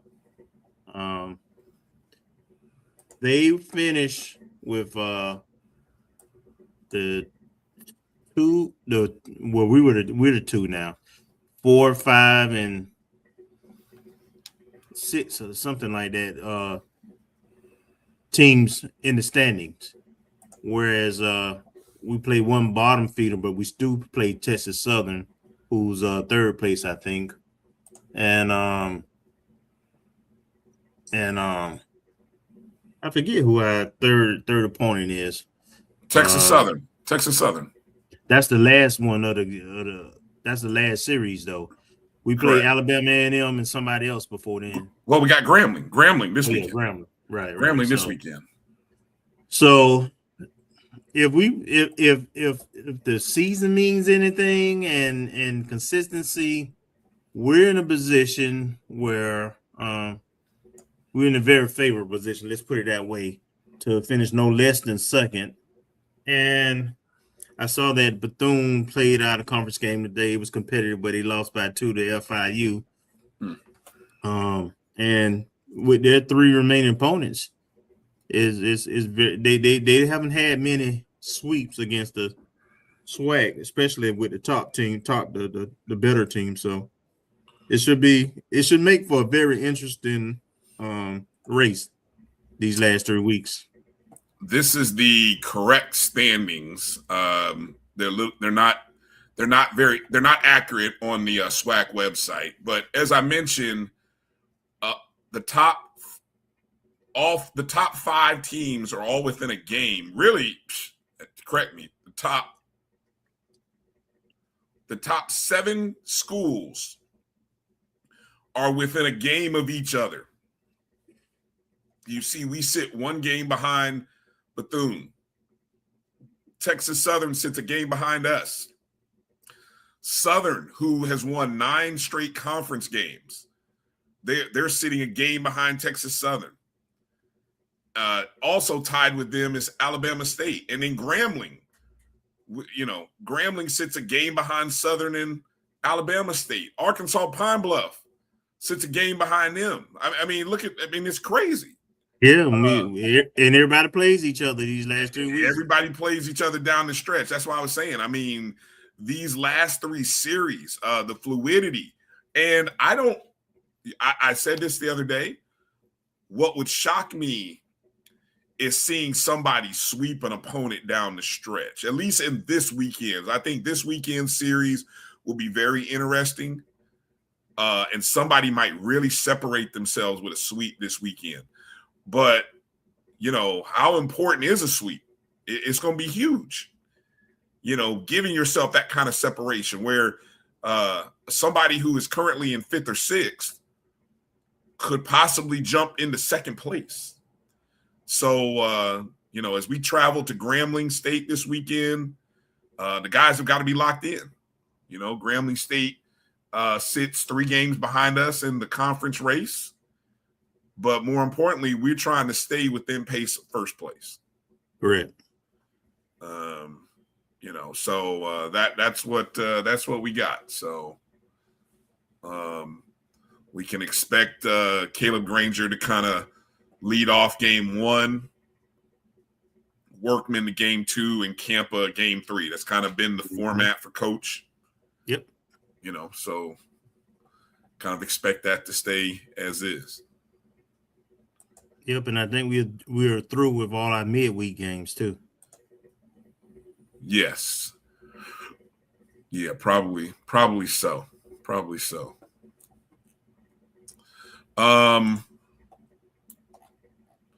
Let's see. This upcoming weekend, let me see. Let me try to take a look at the schedule of events coming up this week. Of course, the biggest thing is graduation happening. That's happening this weekend. You've also got track and field beginning on Friday down at the Florida Relays down in Gainesville. So if you can make it out to Gainesville, whether it be Friday or especially on Saturday, go check out and support the track. And I think this is the last meet before SWAC tournament, the SWAC championships, I think. Yeah, I think you're correct. Okay.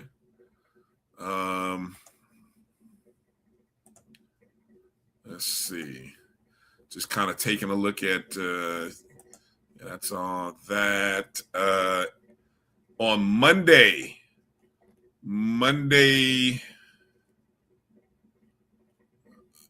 I'm looking at a composite schedule. Am I looking at the wrong dates here? Don't. Oh, you know what? Did you mention about the golf? I was trying to get to it, but hold on. What calendar am I looking at here? Hold on. Let me back up for a second because the calendar threw me off. I thought golf is. Yeah. Okay. Friday, the PGA Works Collegiate Championship is Friday, beginning Friday morning for our men's golf team. Which is the HBCU National Championship. HBCU National Championship opportunity here. Of course, this is the event that we won 2 years ago.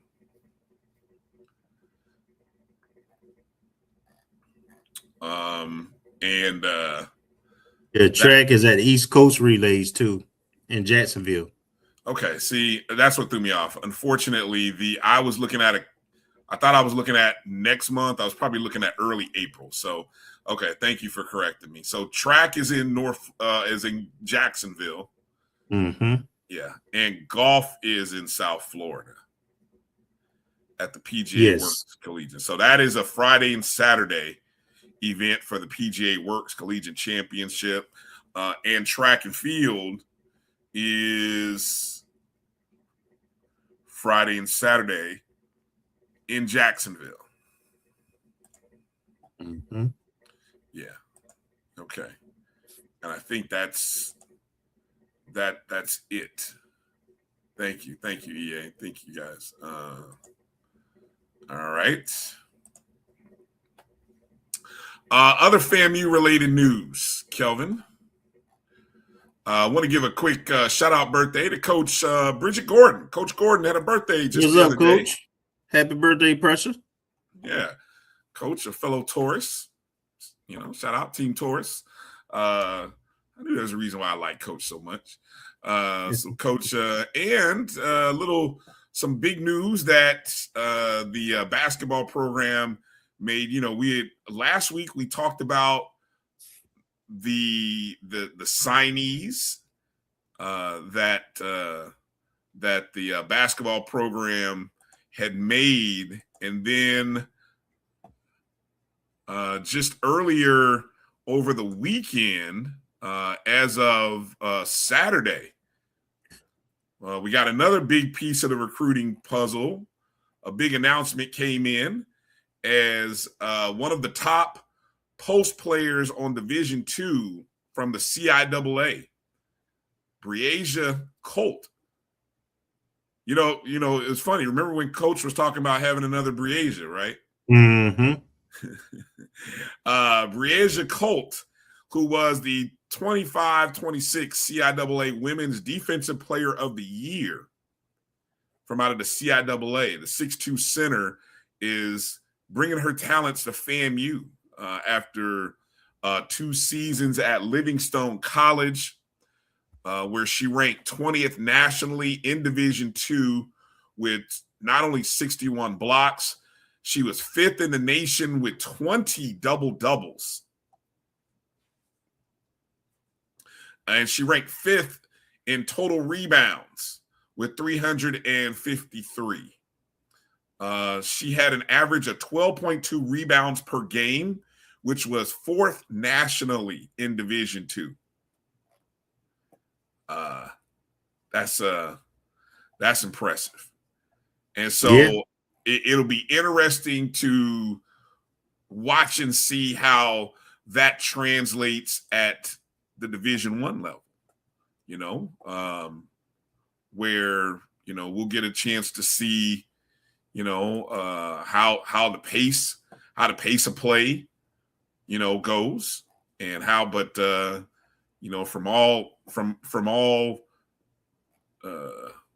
from all reviews, this is a good pickup, and just adds again to this amazing offseason that women's basketball has had. I was in the, Kelvin, I was in the process of putting together a story, which I think I'm going to post on, we haven't done anything on our Substack page since you did the preseason football, but I think I'm inspired. It's in my head, and I think I'm going to just have to go ahead and put it on paper and kind of put, the fact that you don't have any players jumping in the portal, you did lose 3, but you expected to lose them, and you've maintained. You've got a great group of returners.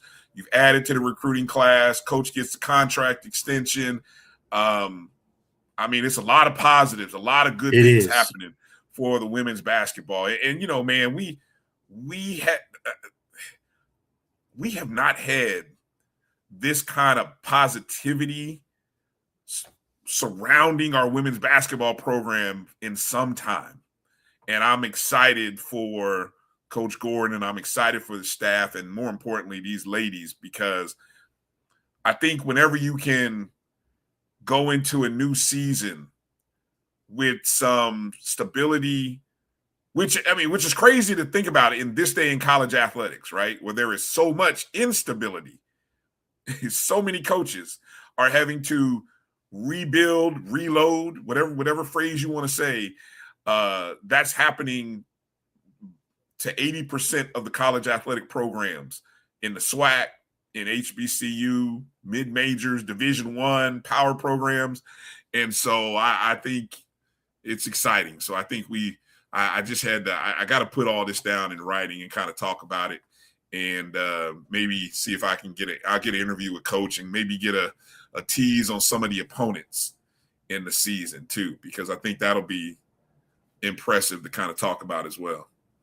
No, and I think this signing puts a bow on her scholarships. I think she's done now, because she has the JUCO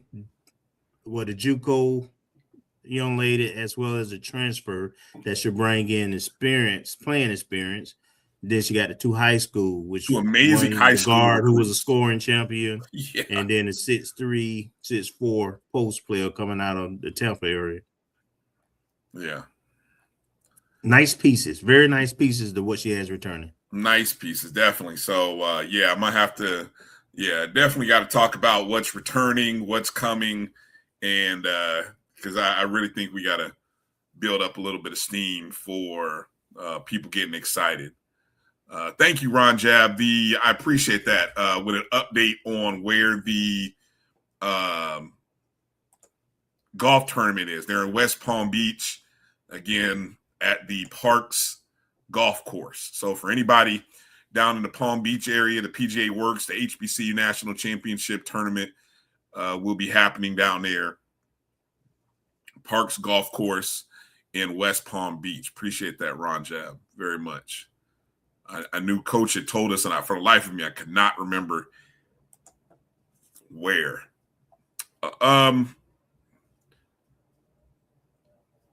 Can we mention for a second, Kelvin, the NFL draft opportunity there that came for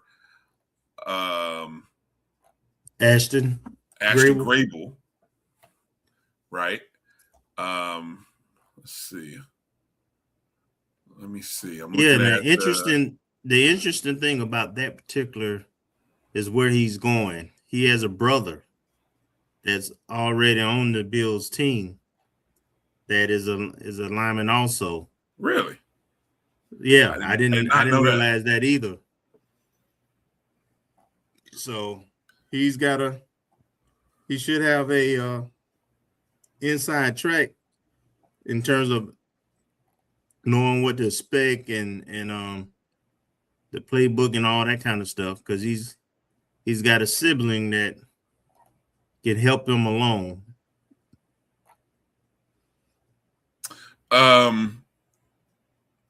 Tylen is his older brother, who's an offensive lineman for the Bills currently. Mm-hmm. So we'll see, and that's helpful, Yeah. So you kind of have somebody who knows what coaches are looking for to kind of help you out there. So that's huge. There's a pair of former Rattlers who got some opportunities, got picked up for some NFL rookie mini camps. Many of you may be familiar or remember defensive end Anthony Dunn Jr. and linebacker Johnny Chaney Jr. Yep. Both of them got picked up for NFL rookie mini camps. Dunn is going to be headed to the Kansas City Chiefs, and Chaney will go to the New Orleans Saints. So both of those guys, of course, were members of the 2023 Celebration Bowl National Championship team. Yep. Dunn ended up finishing his career at Toledo. Chaney first transferred to Colorado, and then he finished his career with his former coach, Coach Simmons, down at FIU. So and it had a really good season. Yeah, good for him. Good for him. So we do wish those guys well. And I guess, time will tell if other opportunities come up for guys, whether it be the CFL. I saw JSU's former quarterback got a CFL opportunity, and so we'll see. We'll see. We'll see what happens for those guys. Any other news stories or leads you want to make mention of, Kelvin? Swag Media Day got announced. Oh yeah. That's in July 15th in Birmingham.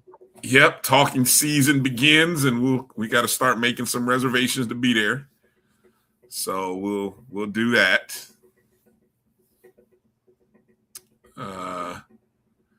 Mantra 100 continue to have an amazing.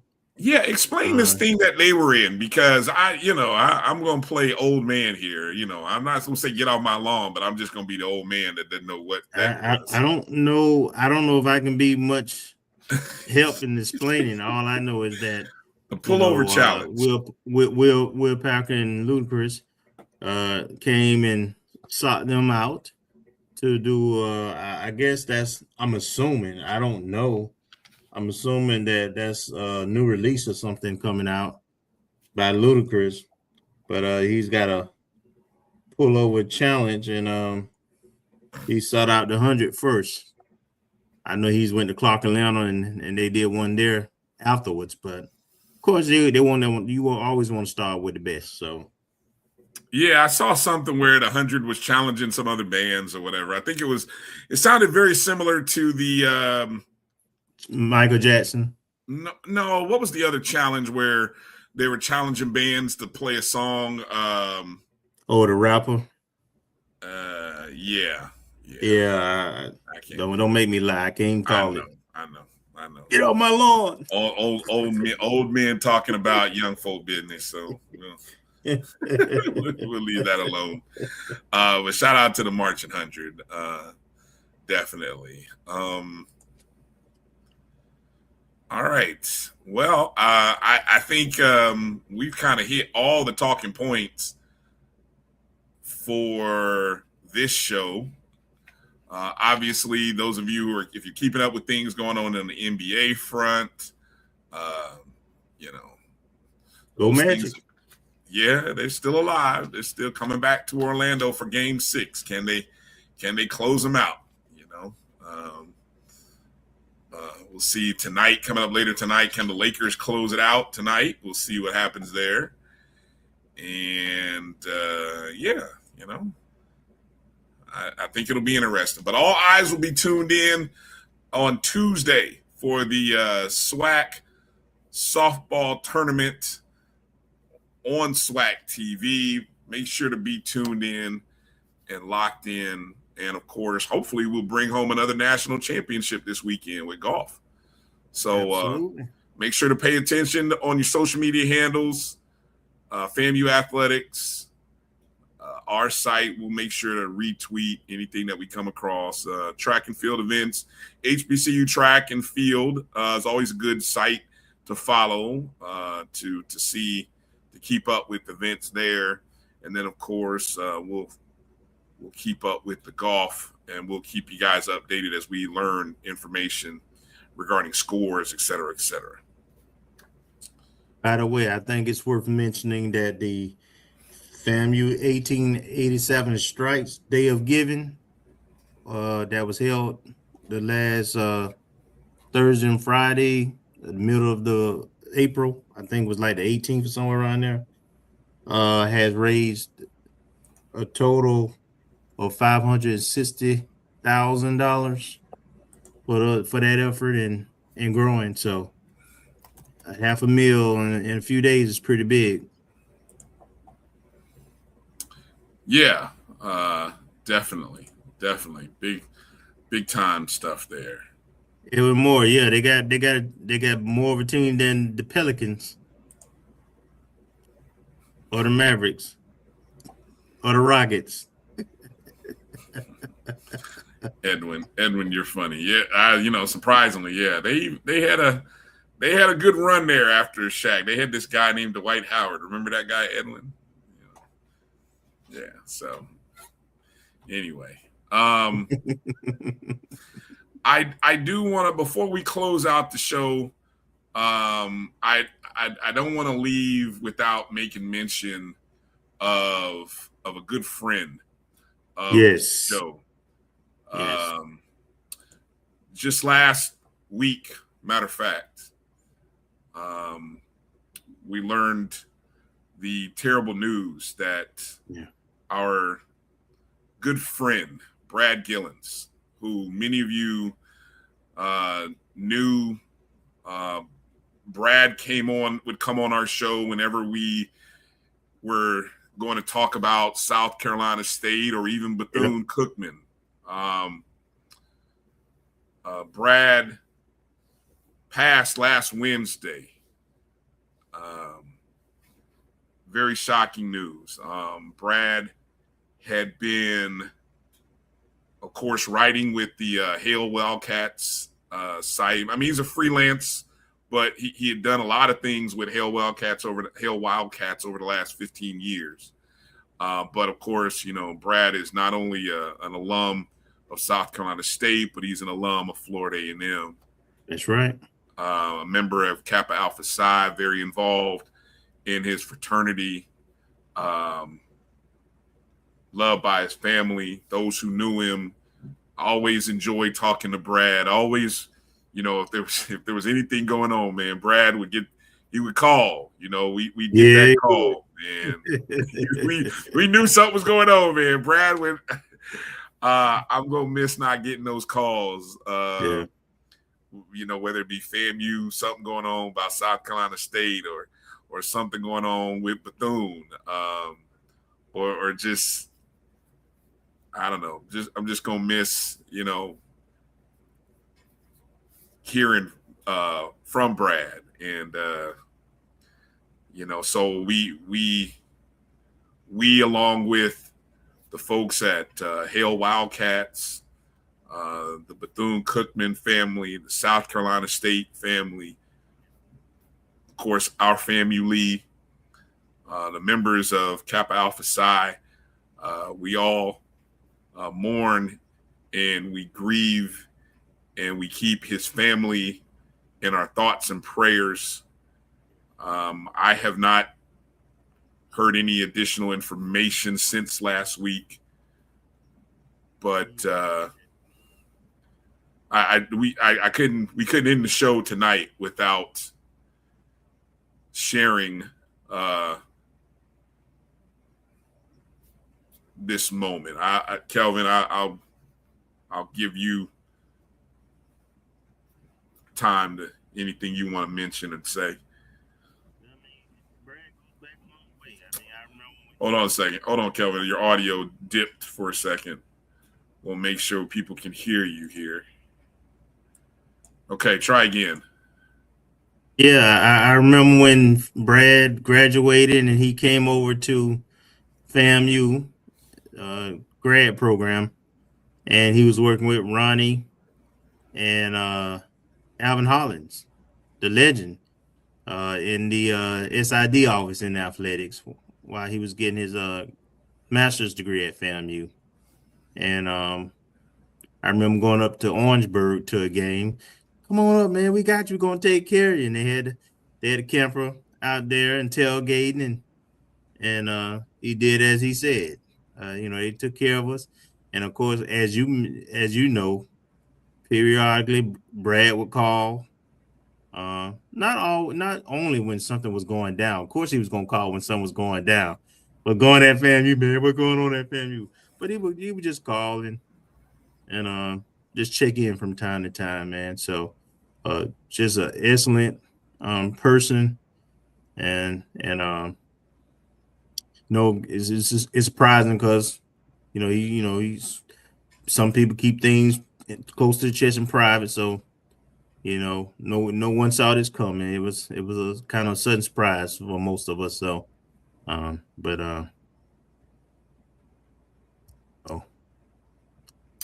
gonna miss him. Yeah. Brad was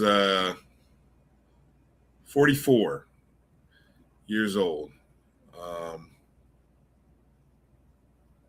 His viewing is taking place in South Carolina, Utahville, or I don't know if I'm saying that right.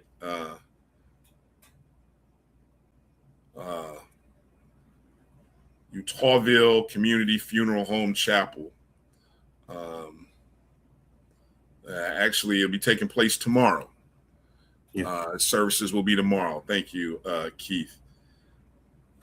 So we'll appreciate Keith sending me this info. We're gonna make sure to share this from our page in lieu of anybody who would like to send flowers or anything on behalf of Brad's family.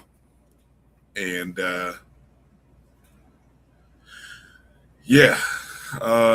just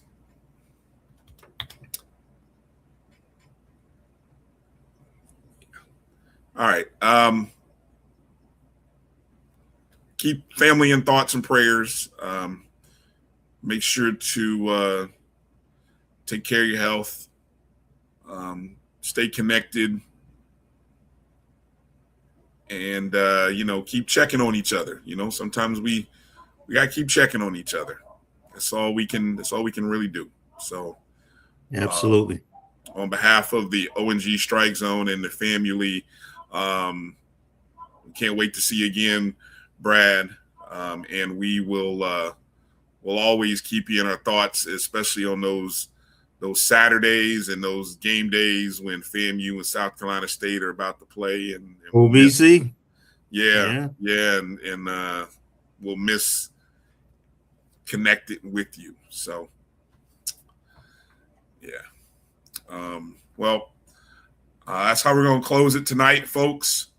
For, again, thanks, Coach Beall. Thank you to Neriah, Keeleigh, Majesty. Good hearing from her. For Marcus Green, who couldn't be here. For Kelvin Rozier. I'm Bryan Fulford. Take care of yourself, family, and we'll see you soon.